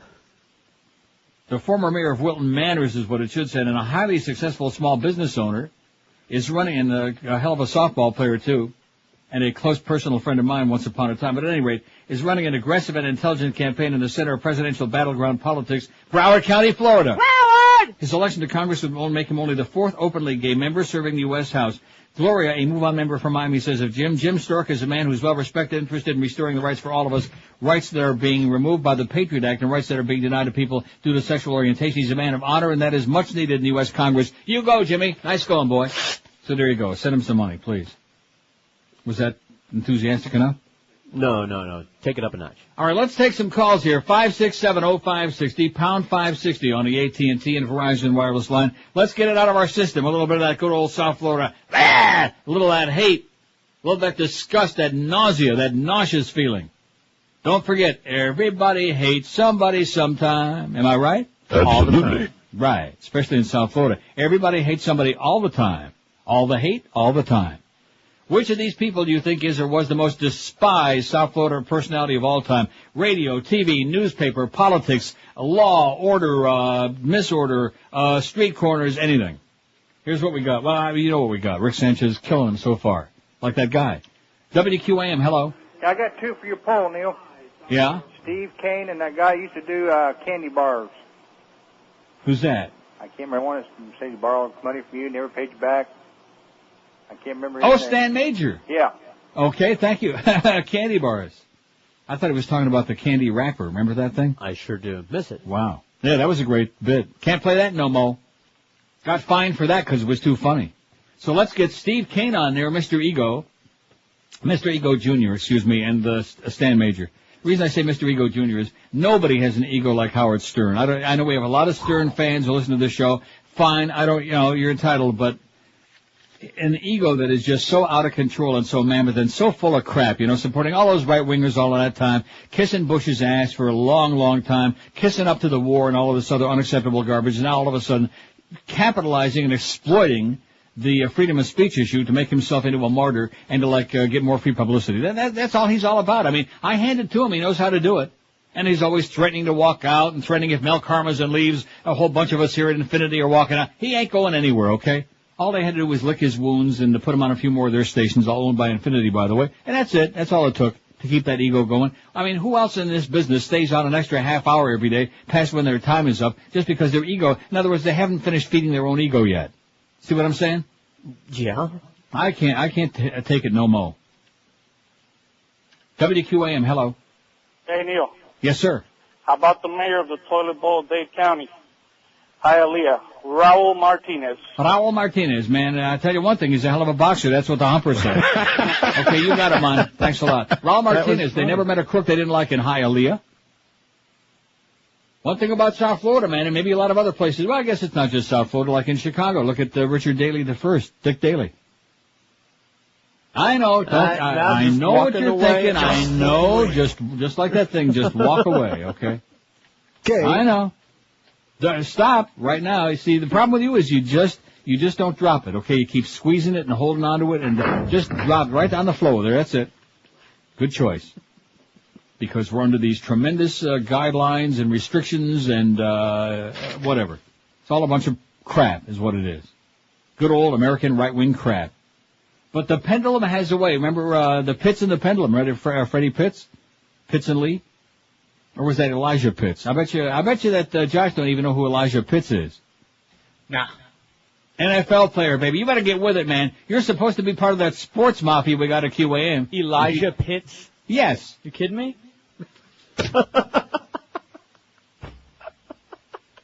During the break, I'm going to go online. You are just unbelievable. You really are. Your brain must be the size of a... Yeah. At least he admits it. Funny till 1 at QAM. Hey, the deals are heating up now, and the 2004 model year is winding down. Tired of the old gas guzzler you're driving? If you want a new car or truck that'll give you dependability and reliability, then get your ass down at Armstrong Toyota of Homestead today. They're on US 1, 20 minutes south of the 836. They're worth the drive because they're going to save you so much cash. Thousands on great new Toyotas. Right now, Armstrong Toyota of Homestead is clearing out all remaining 04s and passing on fantastic savings to you. You can lease an 04 Camry LE sedan right now, 48-month lease, just $279 a month with no money down. Looking for a great truck? How about the Toyota Tacoma 4x4 can be yours and you get $1,000 cash back from Toyota. Looking for the hottest new cars around? Armstrong Toyota of Homestead is locally owned and operated. They'll treat you like you wouldn't believe, and their service department is even open late till late weeknights to make sure they get all your work done for you. Armstrong Toyota of Homestead was the first dealer to offer you free tires and batteries for life, and now they're the first to offer you, on top of all of that, free replacement parts for life. All of these things. You heard me right. Tires, batteries, and free parts for life. What's not to like? You won't get a better deal anywhere on a Toyota in South Florida than this place. No bait and switch, no phony deals. Just low everyday prices, 365 days a year. So see our buddy David Rich, the GM, for a fantastic, unbeatable deal. Armstrong Toyota of Homestead. They're at US 1 and 293rd Street in Homestead, just 20 minutes south of the 836. Drive a little and save a ton on that great new Toyota at Armstrong's Toyota of Homestead. Live and local. This is Sports Radio 560. QAM. Miami town. Rock solid. At 560 WQAM.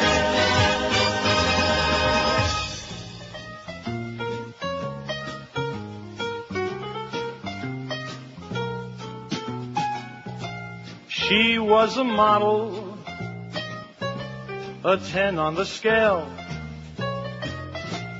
was a fine teacher, her methods were hailed, the world was her oyster, but Debbie got nailed.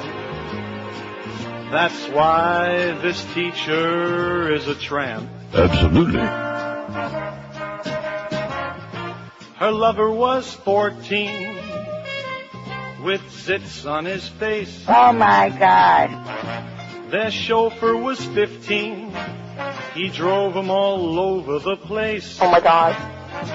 Shame on you, Debbie, a newlywed disgrace. That's why this teacher is a tramp.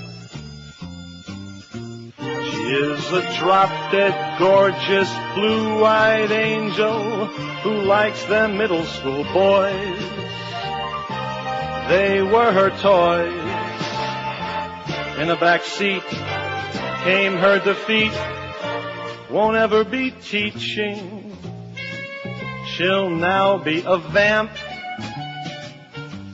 That's why this teacher is a tramp.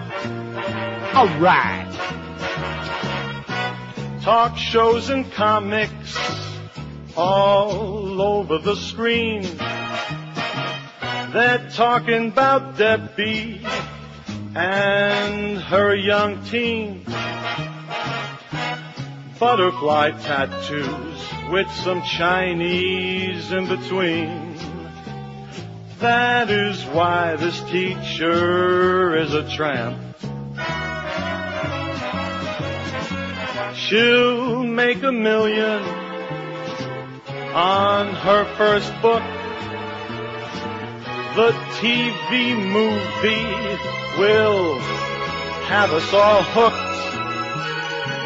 Her 14-year-old lover, he made her a crook. That's why this teacher is a tramp. Larry King, Leno Mori, Oprah, she'll be doing those shows. That's the life she chose. She's lewd, but I food. Sweet Debbie LaFave, please heed your call. Please won't you teach me? Rock solid. I'll arrange the grant. Rock solid. Come on, baby, please be my tramp. Call 48 at 560 WQM. Here's Dave in Lakeland says, how come we're not hearing anything about Bush's military records being destroyed? It's been all over our website, by the way, Dave. Take a peek, NeilRogers.com. It's been on there a zillion times. That's our in-depth media for you. How come we're not hearing about Valerie Plame? I mean, if it happened to Clinton, would have done that. Somebody in his administration would have done that, outed a CIA operative. A felony, a grotesque violation of the law. They'd have been, they wouldn't have stopped ever. They'd still be screaming and yelling. It's just amazing the crap that goes on in the media. But look how well things are going. I mean, 17 dead Iraqis yesterday, but that's an aberration. Everything is going really great. They got a good spy organization they're developing over there now so they can terrorize everybody and send them to Abu Ghraib. Now, oh, damn, I hate when this happens. I printed something out just now, and it didn't come out. I got a blank page, okay? So I'm going to have to go right to my website, okay? Because Josh there is such a punk. Elijah Pitts, who died in 1998, 6 years ago at the age of 60, scored his first rushing touchdown in the Super Bowl as a running back for the Green Bay Packers, where he spent 9 seasons before becoming a longtime assistant coach in the NFL and CFL, spent 16 years as Buffalo Bills assistant, and in 1995, interim head coach after Marv Levy was diagnosed with prostate cancer. How do you like that? He started at Philander Smith College, for all you philanderers out there, was chosen in the 13th round of the 61 draft by Green Bay, also played in Chicago, LA, New Orleans before retiring in 71, began coaching career under Chuck Knox in LA in 73, went to Buffalo, Houston, Hamilton Tiger Cats of the CFL before rejoining the Bills in 1985 as running back coach. He died of abdominal cancer in 1985. In addition to which, if I can go back here a little bit, on July 10th, 1998, the Buffalo Bills and the NFL mourned the passing of Elijah Pitts with in fact, I'm going to look at this thing, okay? Just to give you a little education, since you're supposed to be a sports maven, okay? One thing about our radio station, man, anybody that's like more than 5 years ago, they don't know anybody. Well, I mean, I looked him up over the break, too, as a matter of fact. And he was a great player, man. He was a turd. He went on to 6 Super Bowls with the Packers. What are you talking? And the Bills. I just looked at his statistics, and I'm here to tell you he's a turd. Whether he was a turd or not. Oh, look at that. North Carolina now. Bush 48, Kerry 45, 7 undecided. The latest Mason-Dixon poll. Kerry is closing within 3 points in North Carolina. All of these things. Wow. How do you like that? He was a turd. I never said he was a great player. Oh, that's... You turd. Did I? No. But he certainly was a well-known player in the NFL, okay? Played a whole bunch of Super Bowls. Must have just How many Super Bowls has Jay Fiedler played in? 0. Huh? 0. Oh, I see. How many Super Bowls is, what's his name? Touchy-Feely played in? 0. Yeah. So I rest my case. God almighty. Let's see. Joe in South Miami says, how could you not put the humper on the poll? Well, I've been waiting. Hey, stupid! I've been waiting for somebody else to do it. There you go. Hank Goldberg. Got him on there? Oh, this is bad. I'm not reading this. He hates your fat ass, Hank, Joe in South Miami. Okay. Now, that can't be that chronic Joe that's been calling for 100 years, which every time I hear his voice, I get diarrhea. Oh, I hope it's not that one. Florida presidential race, Bush 43, Kerry 43, Nader 5. Oh my God, you Nader people, we're gonna have to lock you in your house on election day. Are you people crazy or what? Yeah. Jesus. Yeah, they're crazy. And so's he. Oh man. We got the whole future of the human race hanging in our balance, and we got 5% of these silly, stubborn spaz holes out there. Man. As Amy just hinted at, Do they stick with the Republican Party or do they break? Number 2, watch the African-American turnout. Everybody come out. All you dark folks, man. You're going to bring your relatives, your kids, your stepchildren, your illegitimate kids. Everybody's coming out to vote on Election Day, November 2nd, okay? So you better get everybody registered. In fact, all those right wings in the Baptist church, they're rounding up and registering all those right-wing religionists to be sure to be voting. How about in all them black churches, huh? Every right. Block has got how many churches in a black town? About 30, man. That's right, in every block. So you better get with it. Get everybody registered, because this time, no matter how many votes they try to throw out, there are going to be so many, like zillions and zillions, including people who died 20 years ago. And I'll tell you one thing right now, Mom's going to vote again this year. Yeah, I'll find her voter registration card, and I'll dress up in drag. I'll go vote twice. Look just like her. Let's see, Pennsylvania right now, Kerry 46, Bush 41, Nader 5. Oh, geez, it wouldn't even be close if Nader weren't in the mix. In the mix. Boy, he is just, and not only him, how can people be that stupid? But I still believe that as we get closer to Election Day, because he only got like 2%, 2.5% in the last time, he's not going to get any more than that this time. Although that could be it. That could be, that'd be just leave it close enough so they can steal it again. Oh, well, Clarence Thomas just said, Pennsylvania, I just got through saying that, didn't I? Yeah. Well, they're showing this is kind of interesting, although it's only the middle of July. Speaking of gambling, plunging your guts out, Harrah's Entertainment is buying Caesars Entertainment for $5.2 billion in cash and stock in a deal that would create the largest gambling company in the world. The deal announced yesterday eclipses last month's high-profile MGM Mirage merger with Mandalay Resort Group while setting up a battle for customers on the lucrative Vegas Strip. Ever been in the Mandalay? No. Don't. Okay. The ones I don't like, for some reason, I'm talking kitty corner, the MGM Grand.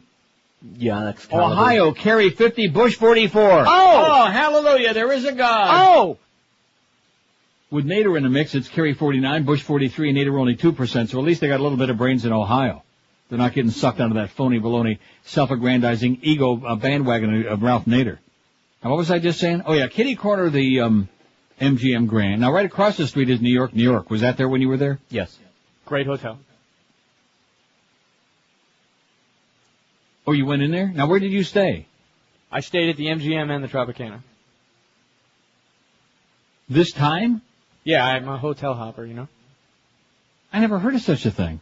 I like to experience all the hotels. What's wrong with that? Well, you can experience all the hotels by going, you mean the rooms? No, just, You can experience the casinos by, hopping around, which everybody with a brain does. Nobody that's what I did. I just went from casino to But casino. But why would you stay there? I don't know. They're right across the street from each other. Right. Oh, my God. You better get this guy some help. I'm serious. But anyway, and the only time people stay at a different hotel is if they book it ahead of time and the hotel isn't available on one of the nights or 2 nights they're going to be there. And so then, they hop across it. Well, whatever. Well, that's what happened, but I didn't mind it. Oh, well, why didn't you say that, okay, instead of making yourself sound like some kind of a misfit, like they kicked you out one night because you were having an orgy in your room or something, or because you were doing a whole lot of drugs, or because you were tearing up the room, like some of your athletes. Anyway. Is that my athletes, the hockey player? That's your Elijah Pitts. I'm sorry. Yeah, Elijah. You quit knocking Elijah Pitts. I remember one Super Bowl they were screaming, Pitts! Pitts! And I said, yeah, it is. I don't remember which game that was. Bills must have been in it. Anyway, what am I talking about? Oh, a kitty corner across the street, or right across from the Tropicana, is where they have all the casinos I despise. What's the pyramid one there? Luxor. The Mandalay, and after they built the Mandalay Bay, they weren't sure that it was going to settle properly, and they waited, held their breath to make sure that it wasn't going to fall. Seriously. What's wrong with the Luxor? Hate it. Okay. And then what's the one on the corner there, the circus one? The Excalibur. That's for kids. Oh, for man. people with kids, it's kitty crap. Yeah, it's strictly like Disney World for gamblers. And it's chintzy. Chintzy, and the food there sucks. I mean, you go to a place in Vegas with bad food, and you really have to search, because, man, there are so many great restaurants in Vegas. Am I right, Josh? That's right. I mean, Josh was there eating at that burger joint. Now, where did you eat? That's right, you ate at Emerald's. Yeah, that was Well, that was a good choice, because the Brown Derby in the MGM it's okay, but it's overrated. And that other one, Wolfgang Schmuck, oh, man, they give you big portions. If you're just a pig that likes a whole bunch of food on your plate, that's fine, but I wouldn't wish it on Heinrich Himmler or Greg Reed. Live and local. This is 560. The radio's all yours now. QAM.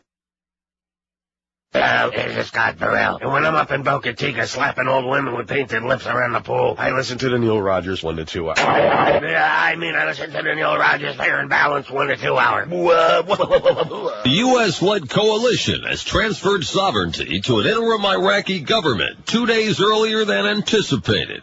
Here now is an excerpt from the official proceedings. This is an amazing day in the history of two countries. What's going on? The United States and Iraq. That's you and me. What are we doing here? Chief Justice Mahdi D. Mahmoud. Hello. Here you go. Here you go what? What's these keys? It's all yours. What's all mine? You give me a car? No. Iraq. Iraq? It's under your control. We're out of here. No, wait a minute, Paul. What's wrong? It's too early. You got 2 days left, and then I was going to talk to you about that. I think we should push it back. Well, no, we figured since we should get a little ahead of schedule here, we're going to get going, okay? Wait a minute, ahead of schedule. I don't even have shoes. I don't have no police. There's no cars. They got to throw the rocks. We got nothing. We're going to get out of the green zone, you know. No, don't go from the green zone. What do you mean? Take a deep breath in. Relax. I'll stay a little while. I got you a nice place there. It's only 2 days. What's the difference? It's too much. It's too fast. No, we're fine. We're going to... No. Wait a minute. Don't go. We're not ready. You're fine. We are not ready. I don't own a pair of shoes. Matty, you're very funny. We're going to get going. No, it's not to be funny. You've been saying this all along. I know, we're not ready. You can't come in, bomb half my country, and then give me the keys and say it's all yours. But it's all coming together. It's all coming together. They shoot at me in the road. The people are happy now that Saddam is gone. No one is happy. Look at that kid over there. Isn't he happy? He's smiling over there. That's what your president says. They love. They don't love. As soon as you leave, I get one between the eyes. It's over. Well, that's why I'm leaving. Wait a minute. I've hurt my foot. I can't walk. Whoop. I step on a rusty nail. The interim Prime Minister, Elad Alawahi, says everything is going to be okay. Alawahi? Wait a minute. What are you telling him everything's going to be okay for? This is stupid. I didn't think he took me seriously. What are you doing? The Prime Minister even said to me that you guys are capable of controlling the security situation. I'm here to tell you, Paul Bremer, we are not. We cannot control nothing. Do you understand that? Not even my bladder. Look at him. He peed himself. We can't control this. You stay. You gotta stay. Please stay. Please stay. Don't go. Please stay. Or don't leave. This is disgusting. Stop begging. We're out of here. Oh, no. Bye-bye. Leave the guns. I'll tackle him. The United States of America. Glad to help. 103 at 560 WQM. It's our big 1 to 2 hour. We got Curtis Stevenson for the Mad Dog today because, 2-3 days a week is plenty.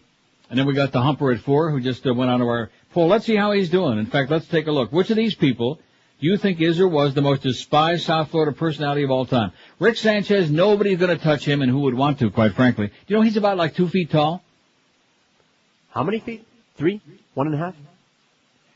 Comes up to your kneecap. Rick Sanchez, 287. Wayne Huizinga, 70. I mean, what kind of a no contest? Even OJ, who passed Mo like he was in a prone position, OJ's got 59, Mo's got 50. Anita Bryant, 26, Spilky's DeRay, 21, Larry King, 19, Paul Castronova, 19, Gloria Estefan, 19, Neil Rogers, 60, and I'm moving on up to the east side. Well, we're moving on now. Elian Gonzalez, 15, Miriam Elephant, 14, Alex Pincus Pinellas has got 13. Dr. James Kennedy, a bigot if we ever saw one's got 11. A rabble-rousing right-wing lunatic. Janet Reno, 6. Glenda Bird Hill, 5. Greg Budell, 5. Brian Norcross, 4. The Crow's got 4. Joey Reynolds has got 3. Must be the guy with the eyes, and then his cousin Billy, or whoever that guy was, remember? No. Oh, yeah. Well, you're tuning it out in your I mind. don't remember the cousin. Tony Cigaretto, 3. Alan Courtney, 2. Sally Fitz, 2. Raul Martinez, 2. Hank Goldberg, the Humper's got a pair. Marilyn Mitchell, 1. Steve Kane, Mr. Ego Jr.'s got 1. Josh Beckett finally got a vote. Nice going, Josh. All right. Bill Kamal, she's got 1. And Stan Major don't have any. And everybody's saying, out of 681 votes, Stan don't have any. And people are saying, who? Oh, the candy bar guy. Don't you remember? Anybody buy a good watch lately? And they have a Milky Way light? If you people will get off your duff. Come on, Josh, get off your duff. WQAM, hello. Hey, Neil, how you doing, buddy? Pretty good, Pally. Man, I miss your show. I live on the West Coast now, so I don't get to hear you that much. But I heard this interesting story, and I would like to share it with you. Basically, it was I heard it on the radio, and it came from an AP from the Washington Post. Yeah. There was a soldier on leave over here on the West Coast, right? And they according to the police report, they said that his brother-in-law shot him in the leg because there was a rattlesnake around his leg, but no one ever saw the rattlesnake. Shoot him in the leg. Yeah.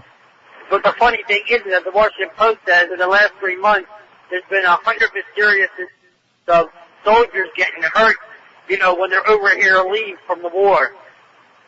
I think that's pretty interesting. You know, Bush keeps talking about how they're all happy over there.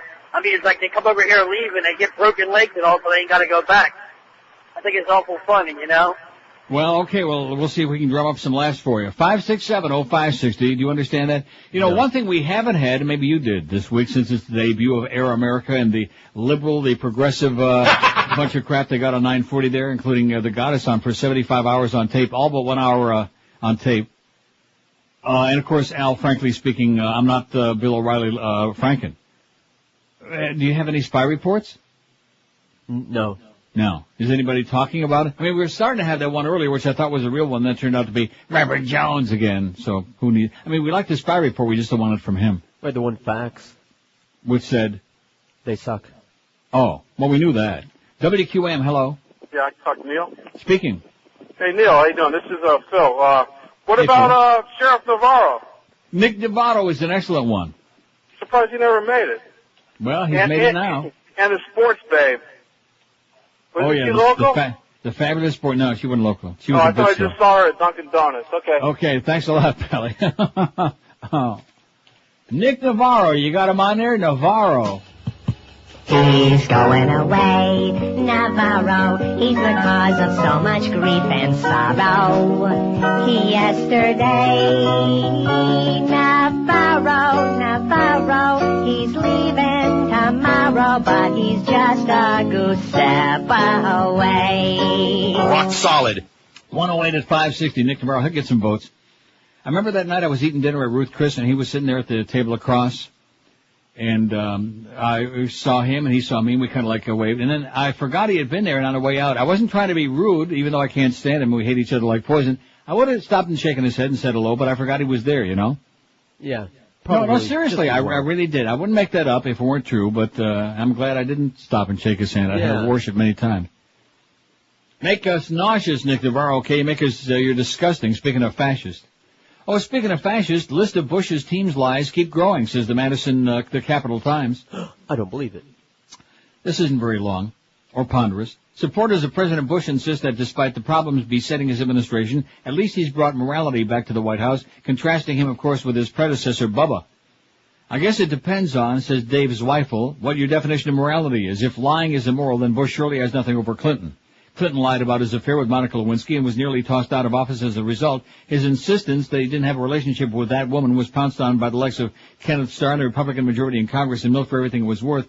This cabal and the Clinton haters among them seethe to this very day. Somehow, I'd rather have a president who lies about his personal sex life than one who lies to get us into a war where hundreds of young American men and women die, thousands more suffer serious injuries, and precious taxpayers' dollars are squandered, relegating programs for America's own needs to the back burner along with the real war on terror against Osama Yamama and Al-Qaeda. The only real casualties of Clinton's lies were his own domestic relationship and the unfortunate impact on young Monica's own life, if only Bush could say the same. But lying has become pervasive among the Bush crowd. Just a few days ago, the Inspector General for the Department of Health and Human Services confirmed that the administration purposely held back the true cost of the convoluted Medicare prescription drug bill from Congress. No laws were broken, he said, but indeed Thomas Scully, the administration's Medicare chief at the time, isn't they named Scully Square after him, threatened to fire Medicare actuary Richard Foster if he gave true cost figures to Congress when it was debating the bill. Indeed, the administration allowed Congress to act under false assumption that the cost of the Medicare bill would be $395 billion over 10 years when it knew the real cost was $534 billion. Democrats who fought the bill are outraged. It sounds as though the Bush administration examined itself and found it did nothing wrong, huffed Representative Pete Stark of California, no relation to Jim Stark, who fought the bill for being too generous to the powerful pharmaceutical corporations. But many Republicans aren't happy either, especially those who consider themselves fiscal conservatives. The question remains, how many lies can this administration get away with? About 30, man. 30,000. Just like they keep insisting. I mean, Tony Blair comes out the other day and says, well, we meant well, we never stole a freight train, but it was flawed intelligence and all that stuff we told you was a bunch of crap. It was all BS. No weapons, no threat, no imminent threat, no 45-minute attack waiting. It was all a bunch of crap, but we meant well. And they're still talking. Cheney and Bush, they're still talking this guy. Oh, there's weapons there, and there's a connection. And the 9/11 Commission comes out and says there was absolutely, positively, no connection between Iraq or Saddam Hussein and 9/11, and Cheney still keeps splurting the same crap out. I think his pacemaker must be stuck. God. I gotta play that. He is just such a, no, I really do. Such a crook, such a liar, such a piece of turd. You turd. With a crappy heart. He had a stint in Up and Wind. They put one back in 'cause his heart is old. The doctors called it a heart event.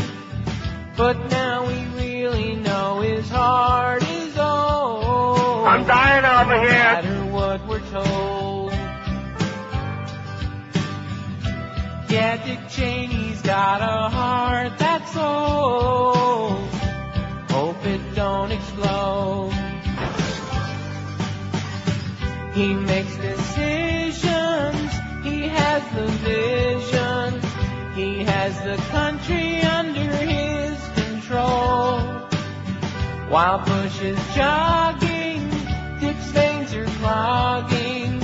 And that's what happens when your heart is old and it's full of holes.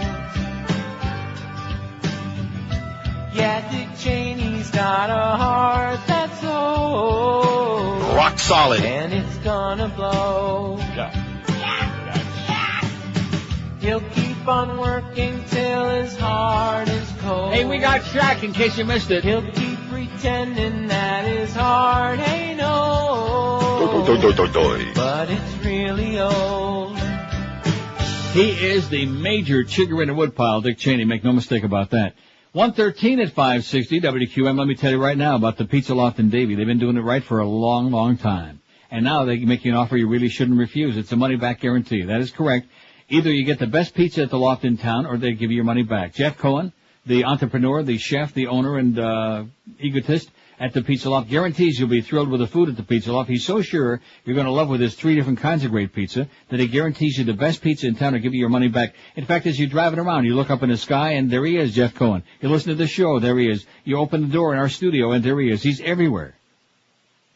The best pizza in town or your money back. After 27 excruciating years in South Florida, Pizza Loft has earned a reputation for consistently great quality food and service far beyond expectations. Not just another pizza joint, but a fantastic restaurant where they give you big, fresh portions. Everything is cooked to order. They got the best garlic rolls in town. They got every kind of pasta dish ever invented, and lots more, too. Jeff is inviting you to stop by Pizza Loft today. Take him up on his offer for the best pizza in town, and I guarantee you, I'll bet you George's life on it. You'll become one of the regulars there, too. And now they offer you Balance for Life Zone diet menu items as well as whole wheat pizza and whole wheat pasta. The Pizza Loft in Davie, you'll find them on University Drive in the Pizza Loft Plaza, right between Griffin and 595. And Pizza Loft is open every day, 7 days a week for lunch and dinner. They deliver to most of Southwest Broward. Fantastic catering, too, for as little as $5 a head.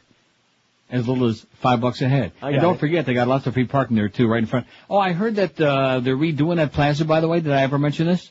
How many times? I would say. About 30, man. No, seriously, they're redoing the plaza, and Jeff is getting some, I don't know what the details are. They'll never find it. He'll find it. Pizza Loft, call them at this number for delivery, takeout, catering, 954-916-8880. 916-8880. It's legendary. It's the Pizza Loft, home of the money-back guarantee. We're Sports Radio 560 QAM. God, your breasts are beautiful. And I'm the big... Oh! What's that stand for? Orgasm? No, that's just short for Orlando Bloom. You don't look Jewish. No. No. No. Wow. No. Wow. Now Neil's going to rip me for 4 hours. Well, I've been asked to keep this in strict confidence. But in case you're wondering why we're here, Joe got suspended. Joe got suspended. Maybe we should take this call from our special guest, Roberto Luongo. Hiya, Roberto. You know that I'm the voice of the Panthers now? Yes. Hey, aren't you that squeaky voice guy that goes by all the time? Oh! You got me confused with a character on another show. That's not me. I have children, you know. Doy. You have a funny name. Okay, what's this call about? why did you... Doy. We can't get into that right now. To the music! Hey, Joe! I don't want you walking out of here with just this thing in your hand. Come here! Hiya, Joe. I'm going to crush your head like a peanut. 120 at QM. The thing about suspensions, of course, that goes back to Greg Reed and his juvenile mentality, like the sandbox mentality of the whole radio station operation. Sandbox. Kids in a sandbox with a pail and a shovel. I never worked at a place in my life, anywhere. I've worked at how many radio stations? About 30, man. Where there were so many suspensions. Oh, this one got suspended because he looked at Greg cross-eyed, or because he talked nasty to Screw Ann, or the Water Nazi. It's like juvenile jury all over again. Like Ding Dong School without Francis Horowitz. I bet you Josh don't know who Francis Horowitz is. You're right about that? Yeah. Oh, come on, Ding Dong School? Yeah, I hear old-timers talking about it. Yeah, that's right, old farts know that stuff. But Elijah Pitts, my God, that is a disgrace. And then he's trying, he stunk, look at his stats. That radio station man is just like and of course, what do you have to do with Shaq? Do you have anything to do with Shaq? No. Oh, I rest my case, then what are we talking about him for? That's it. That's all we need. WQAM, hello. Hi, Neil. I got a couple spy reports for you. Okay. I don't know if anybody told you, but when you played the I Hate the Bird bit this morning, it did not get dumped. Oh, well. Well, we give it our best shot. Sure did. And I did hear that word also on Air America this morning. Oh, well, if they can say it, we can say it. Right, I agree. Too bad they don't play fart sounds yet, and maybe that's the next thing. Then we can get it back, right. I think that's the deal. If Air America plays fart sounds, then we can get them back. Okay, well, I'll call and request that. Okay. Anyway, it's really not that bad, I don't think. Air America, the guys in the morning can be kind of amusing, and it's interesting because it's stuff that I agree with, just like you. You know, I could never listen to Rush because I hate everything that he says and everything that he thinks. But Al Franken, you know, if he's interviewing somebody, it's interesting. Like he had Carl Hiaasen on the other day. Oh, God. Oh, gee. Oh, no. Carl Hiaasen. Oh, my God. They were talking about voting machines. You know, it's funny that you should mention that because I was thinking a couple of days ago, I don't know what made me think of it, back in the INZ days when they first put me on in the daytime after being on at night for a long time. And I remember one of my earliest shows, I had Tom Fiedler and Carl Hiaasen from the Herald. And I all the years I was on, I can't think of a more boring, coma-inducing show. Geez. So better him than me. That's all I can tell you. Anyway, when he's with a guest, he's not too bad. But when he tries to do something funny, like he does impressions sometimes of Dick Cheney, and the other day he was doing Strom Thurmond, it gets really, really old fast. So that's really hard to take. But other than that, it's not too bad. It's listenable, and when there's nothing else in town, that's all you got. So, but Randy, the problem with Randy is today they played the same tape that they played yesterday. All right. Nice going, Pete Bolger. All right. Oh, man. Cheap channel rules, man. No question about it. So naturally, I immediately turned that off. But the one problem with her, and it's the same thing when she was being funny back before she became the liberal goddess. Before she decided to save the world, right? Right. She does the same thing. If she does say something funny, she'll say it over and over and over. And that's like what my husband does, you know. Okay, I'm not going to laugh because you'll just keep saying it, you know, like a little sophomore kid. So, but she's Randy. She's all she ever was. There you go. Well, that says it all, I guess. Howard! But I hope that it is successful, to tell you the truth, because word has to get out there, and we're being taken over by the right wing, and it has to stop. So, good luck to Well, if all I thought they were going to make any difference, I'd say, hey, hallelujah, but I don't think they're going to make a hoot's worth of difference. Well, the only thing is it's something different to listen to. There you go. You know, because NPR gets a little boring and ponderous sometimes, too, so. Yeah, but you can't have too much sports. Don't forget that. Right. Have a great day. Okay, you too. Bye-bye. See you, bye. Can't have too much Shaq. It's all Shaq all day. We got Shaq, and we're back. The Heat. We can't beat the Heat. What a phony bunch of, oh man, it's just amazing. Unbelievable. And it goes to show you how very narrow the town is, because when the Panthers got Pavel Bure, just like when Josh said about Elijah Pitts, who that? It was the same thing with Pavel Bure, because in South Florida, how do we have a hockey team? How is it possible? Man, oh man, you should find Alan Cohen and tell him for $20 million you'll sell him some primo real estate in the middle of the Everglades. In fact, we'll give him a discount. How about $10 million? We'll just split it 3 ways. Brother, a hockey team in South Florida, they wouldn't know Pavel Bure from Pavlov the dog. Pavel Bure's got a huge pair. Well, I'm sure you've seen him. There's Randy the Clown Moeller, another silly person.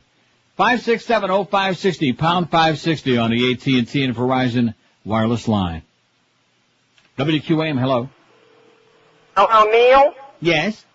Hey, for your poll, how about the lovely, the beautiful Kathy Willits? Oh, Kathy Willis. Well, there you go. Nobody don't like Kathy with all them mottled things on her skin. Okay, thanks, Pally. Kathy Willis. Now, I'm curious. Huh? What? I think that drop-in that we got, I think we can still play it. Hey, Neil, it's true. I can have an orgasm just driving down I-95, but only if you're driving beside me. What a grotesque thought. No, she's got that, what do you call that? That mottled skin, you know? Sun-fried hamburger flesh. Yeah, that's her. Live and local. This is Sports Radio 560 QAM. Down I-95! Ow! In the criminal justice system, there is a threat so grave, so terrifying, so skanky, it requires an elite force of investigators. It's Law and Order. Courtney Love Unit. We got a suspect who matches the description. Straggly bleached hair, slut makeup, dressed like a hooker. She's stumbling and her speech is slurred. Cold sores too? Yes, sir. Just as I thought. It's Courtney Love. Let's roll! Don't miss Law and Order. Courtney Love Unit. Freeze, Courtney Love! Hey, back off, Copper Earl! Whip it out! Oh, no. She's gonna flash her breast again. Take cover! Woo! Oh, nasty! Stories ripped from today's headlines about a pseudo-celebrity who's always ripped. Law and Order. Courtney Love Unit. Now you'll get the punishment you deserve. We're putting you in the hole. Hole? You mean you're putting my band back together? No, that would be punishing everyone else. Law and Order. Courtney Love Unit. Fighting crime has never been this unclean. 131, man, she is just pathetic. Tragic. There are no words to describe that bitch. Nasty. She needs to be put into like Terry's Law, you know? Yeah, put her right next to Terry Schiavo and see if Jeb Bush can help her ass out. Real estate developer and top Democratic political fundraiser Charles Kushner of Livingston, New Jersey, was charged by federal prosecutors this week with conspiracy, obstruction of justice, and interstate promotion of prostitution. All right. The charges were announced by U.S. Attorney Christopher J. Christie for New Jersey. Chris Christie. I wonder if he's kin to Lou Christie. In fact, I wonder if Josh knows who Lou Christie is. No. Lou Christie? Lou Christie. No.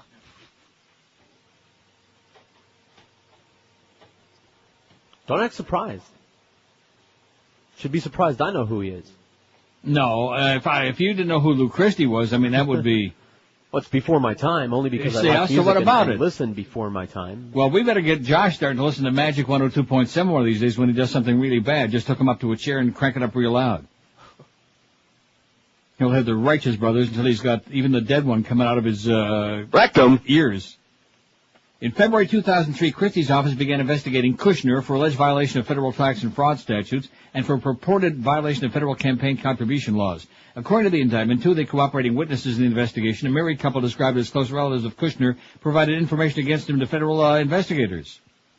The indictment alleges that Kushner initiated a scheme to orchestrate a covert videotaped seduction of the cooperating male witness in an attempt to thwart the investigation. The indictment says Kushner recruited two individuals to hire a woman to have sex with a male witness and later instructed them to mail the videotape to the man's wife, who was the other cooperating witness in the investigation. Benjamin Brockman, Charles Kushner's attorney, calls the charges baseless. Charles Kushner is one of the most respected business leaders in the community and widely known as a generous philanthropist, Brockman said in a statement. The charges filed are entirely baseless, yada, yada. So there you go. There's a Democrat on the hot seat for being a pervert, a violator. Oh, and speaking of that, the other way around, Democrats sued the Republican Party State Committee in New Hampshire and its former executive director over the jamming of telephones set up to take calls from Democrats seeking rides to the polls on Election Day 2002. This is the administration. These are the people that were going to bring morality and decency back to politics. Remember that crap? Right. The compassionate conservatives who want to do gay bashing because they want to, have you think about anything except all the people dying in Iraq and all the lies they told everybody? And all the people out of business, out of work? The lawsuit also names the head of a telemarketing firm who has been charged in a separate federal investigation with conspiring to jam 5 telephone lines at Democratic Party orifices, party officials said this week.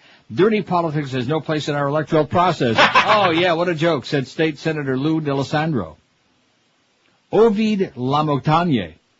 What kind of a name is that, Ovid? O-V-I-D-E. Ovid Lamontagne, attorney for New Hampshire Republican Party, said the lawsuit disrupts the federal investigation, confusing an orderly and appropriate process. The lawsuit seeks an injunction preventing the GOP from engaging in illegal activities in the November election and seeks damages for the cost of setting up offices and telephone lines for getting voters to the polls in 2002. Prosecutors say the lines were jammed for about an hour. It says here for about 1 hour, says the AP. For about 1 hour. Oh, my God, when that lady tells me that he had a Carl Hiaasen the other day, all I can say to that is... Oh, my God. Gosh. I mean, you talk about terminal and coma-inducing. Let's have a bunch of writers on. How about Bob Woodward? Let's get him on to talk about the Secretary of State. Huh? Okay. I mean, there just are a lot of people who are very brilliant people. They're good writers, but they just can't articulate, and they tend to be a little boring and ponderous, especially when they talk about the Secretary of Sleep, I think is what he was talking about. Now, what is this thing you just sent me? Have I seen this? What do you do when some morons criticize you in a news report? If you're the U.S. Attorney for the Southern District of Florida, the top federal cop, the answer is easy. You blackball the news reporter. No, I have not seen this. You'll notice it's page 1 of 6. I only sent you 2 because that's where the link is. It's on the second page there. Well, I'm not going to go through. You think I'm going to read 6 pages here? No. When U.S. Attorney General John Ashcroft visited Miami 2 weeks ago as part of a nationwide blitz to promote the Bush administration's war on terror, he issued a scary warning. Multiple available streams of intelligence. I wonder if Josh Beckett has found where those streams are. Multiple available streams of intelligence indicate to us that Al-Qaeda plans to attack the U.S. this year and to hit us hard, he declared. The USA Patriot Act is working to protect American lives and liberties, and it makes it possible for us to bring charges against individuals who threaten the U.S. and our security. In anticipation of Ashcroft's Miami appearance, his host, U.S. Attorney Marcos D. Jimenez, no relation to Jose Jimenez, issued his own warning. Though this one was directed at a local news organization, not the nation at large, and though it did not concern terrorists, it was chilling in its own way. Jimenez instructed his special counsel for public affairs, Carlos Castillo, no relation to Herberto Castillo Jr., to phone in some extraordinary news to Channel 6. Ike Siemens, that old hack, senior correspondent for the NBC-owned station, would be banned from Ashcroft's June 30th news conference. About 30, man. At the Federal Justice Building in downtown Miami, he said, if you send Ike, he will not be allowed in, recounts WTVJ's Vice President for News, Yvette Miley, whatever her name is, who took the call. She says she responded to Castillo, that's shocking. Shocking, as in... Oh, my God. You can't really dictate to us who will send to cover an event. I asked him what his issues were and why he would even try to go down that road, and he talked about a past story. Oh, this goes on forever. About Siemens did this, and NBC News hired him as a principal correspondent in Latin America. He spent several years covering the bloody civil wars in Nicaragua and El Salvador, and yada, yada, yada. It's just, whatever. Jimenez looked uneasy but held his position. When I lose confidence in somebody because of the fairness of his reporting, then that's something that needs to be hashed out. Bogert then informed Jimenez that had Siemens been in town, he very likely would have shown up. So I guess they sent him on vacation. He needs a long vacation anyway. You're an old hack, Ike, okay? I don't blame them. As much as I despise John Ashcroft and all the Nazis around him, I don't blame them for not allowing you there, okay? I wouldn't let him anywhere near me or my house or my dogs if they were still alive or even now that they're dead. Even my mother. You're an old fuddy-duddy, you're an old hack. You and Mickey Arison have a great life. Well, I bet you he's all whipped up now that we got Shaq. You notice I said we? We got Shaq. All right. We, us. We. All right. The Heat. All right. Shaq is Shaq. Oh, man. Play the whole thing. Shaq is Shaq. Shaq. Jack, man. Shaq. Shaq. Sure. Jack. Shaq. Jack. Shaq. Shaq. Shaq. Jack.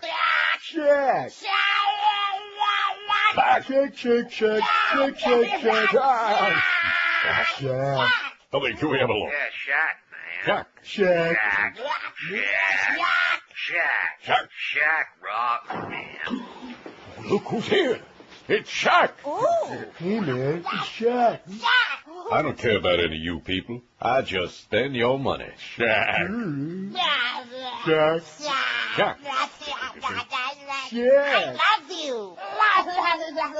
Shaq. You're my Nintendo man. Now give me your money. I got $4 here. That's some I got details it. too I take all my credit cards, too. You break it 50.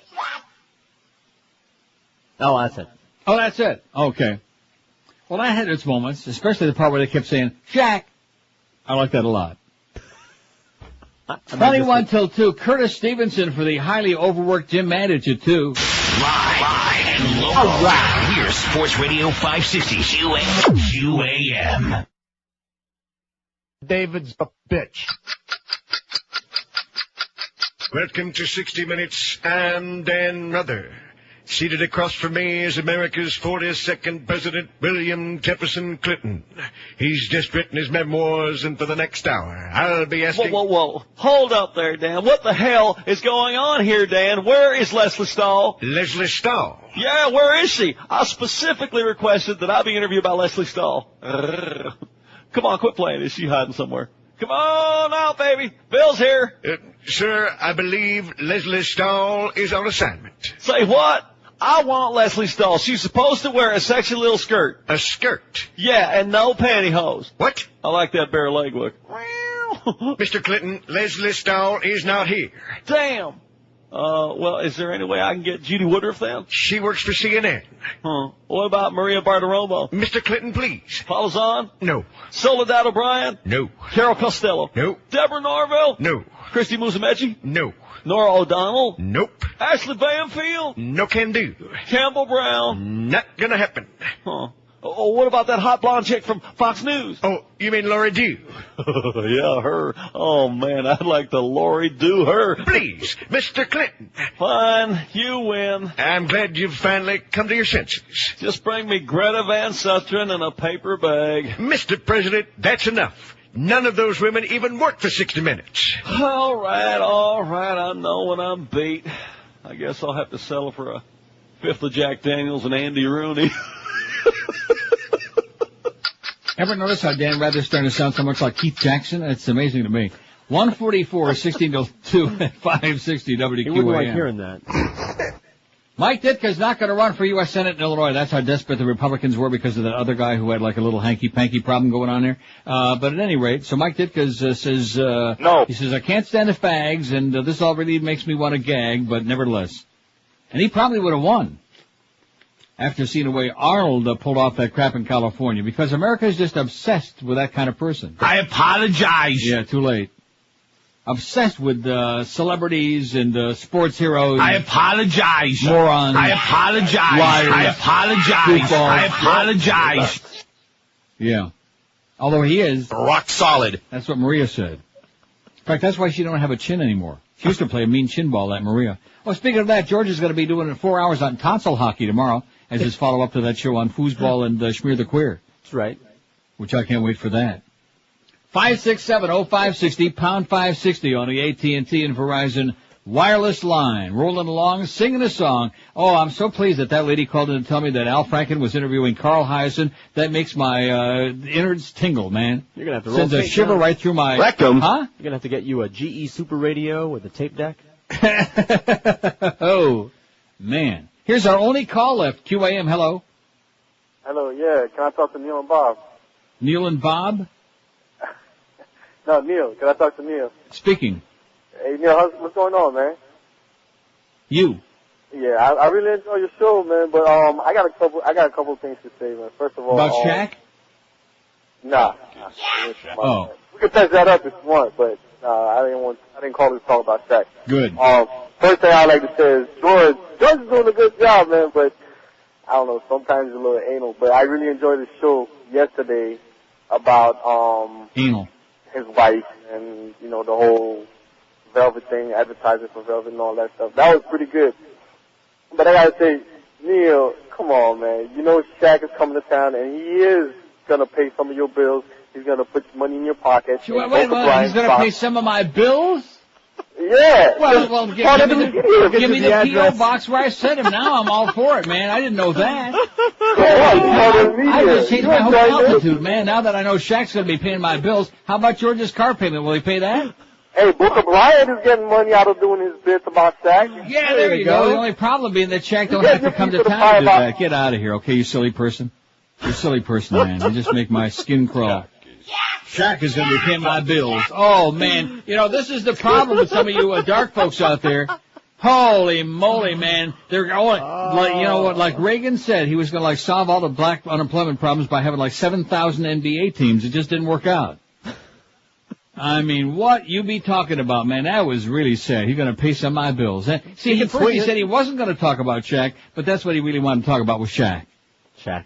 I thought this could be the one show on this station where we could get through 4 solid hours without some goofball, silly-ass caller out there talking about Shaq. And Shaq's going to pay my... You can take Mickey Arison. You can take the Miami Heat. You can take Pat Riley with his slick-down, greasy hair. You can take Shaq and all of that other chazarai, and you can stick it where the moon don't shine, okay?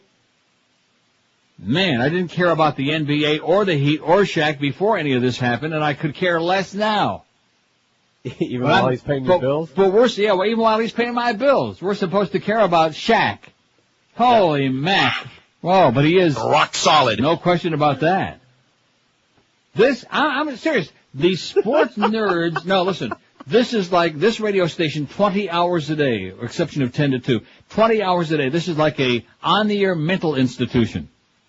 All the crazy, not that we don't have our own, it's a different variety. We have our own garden variety, nutcase. But, I mean, all these sports, not just sports nerds, but I mean, way beyond, whatever is beyond that. I don't know what the category is, but way beyond that. See, Josh, if you don't know Elijah Pitts, you're not going to be allowed to be in that category, and you're not going to be allowed in the room. Right, in the fraternity. What will I do? Tonsil hockey. That's what they won't Duff let said. You play ragtag, that's for sure. Yeah, or certainly smear the queer. That was special. WQAM, hello. WQAM, hello. Hey, talk to Neil. Speaking. Hey, hi, how are you, sir? Great. Great show. Yeah. I was thinking, about this war in Iraq, and do you remember General Pershing in World War I? Yeah, I remember the name. I don't remember him personally. It was a little before I was born. Yeah, a little before you talked. He had a big mustache, I know that. Yeah, well, I don't understand why we don't try something like that today. I mean, because he had lined up 50 Islamics in World War I, and he shot 49 of them with bullets coated in pig's blood, and that... Yeah, there you go. That's a good idea. 567-0560, pound 560 on the AT&T and Verizon wireless line. Oh, maybe we can find him in Pershing Square, you think? With a Persian cat. There you go. WQAM, hello. Hey, if Shaq's going to pay my bills, can I apply to work at WQAM? Yeah, guy In fact, you can work for the Heat. Beautiful.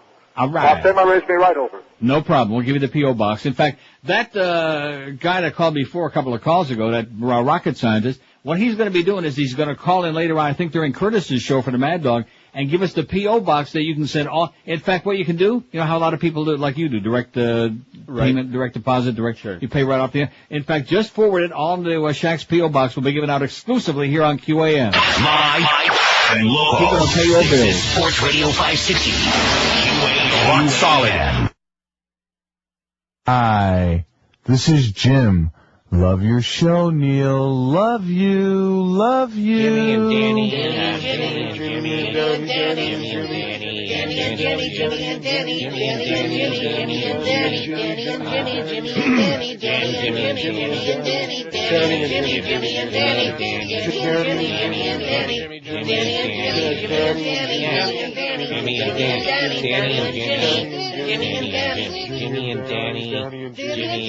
It's my understanding that one of you fellers said, Jenny and Dimmy. Jenny and Dimmy. Was it you?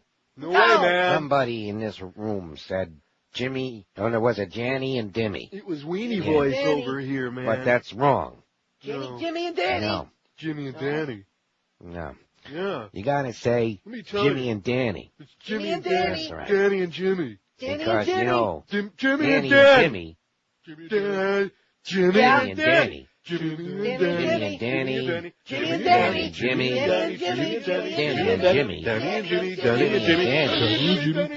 Jimmy and Danny. Jimmy and Danny. Danny and Jimmy. Danny and Danny.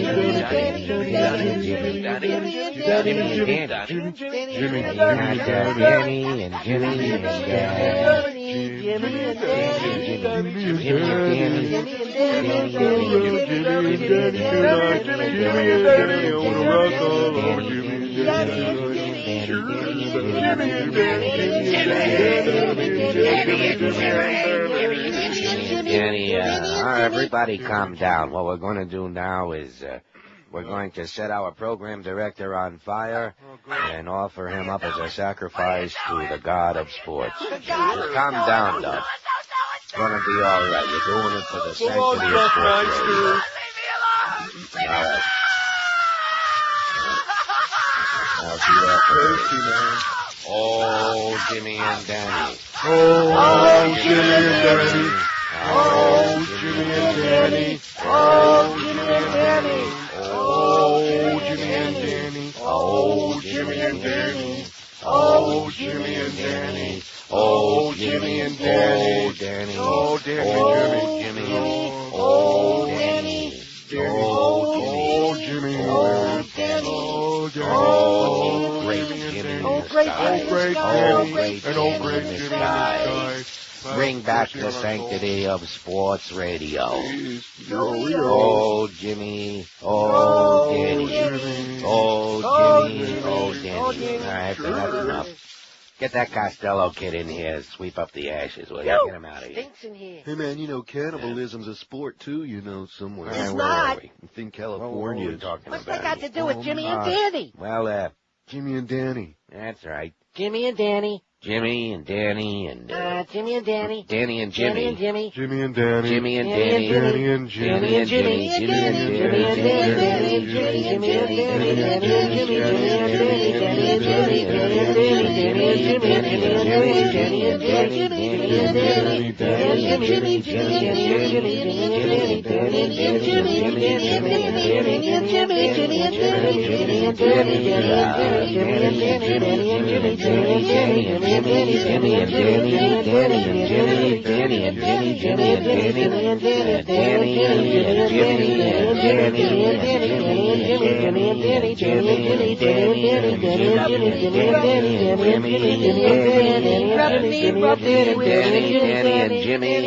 Jimmy and Danny.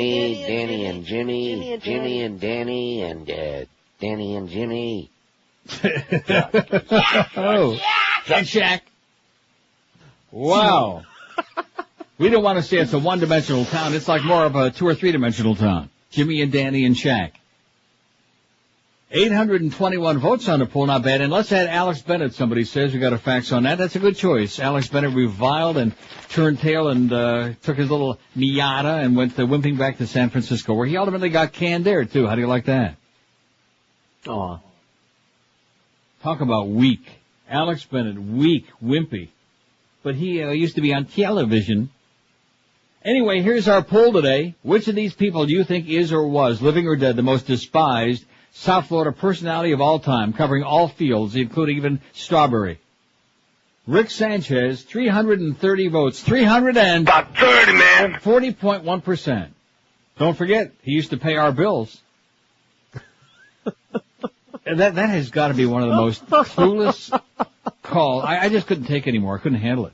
I was just overwhelmed by it. Because the best part of it is he'd be serious.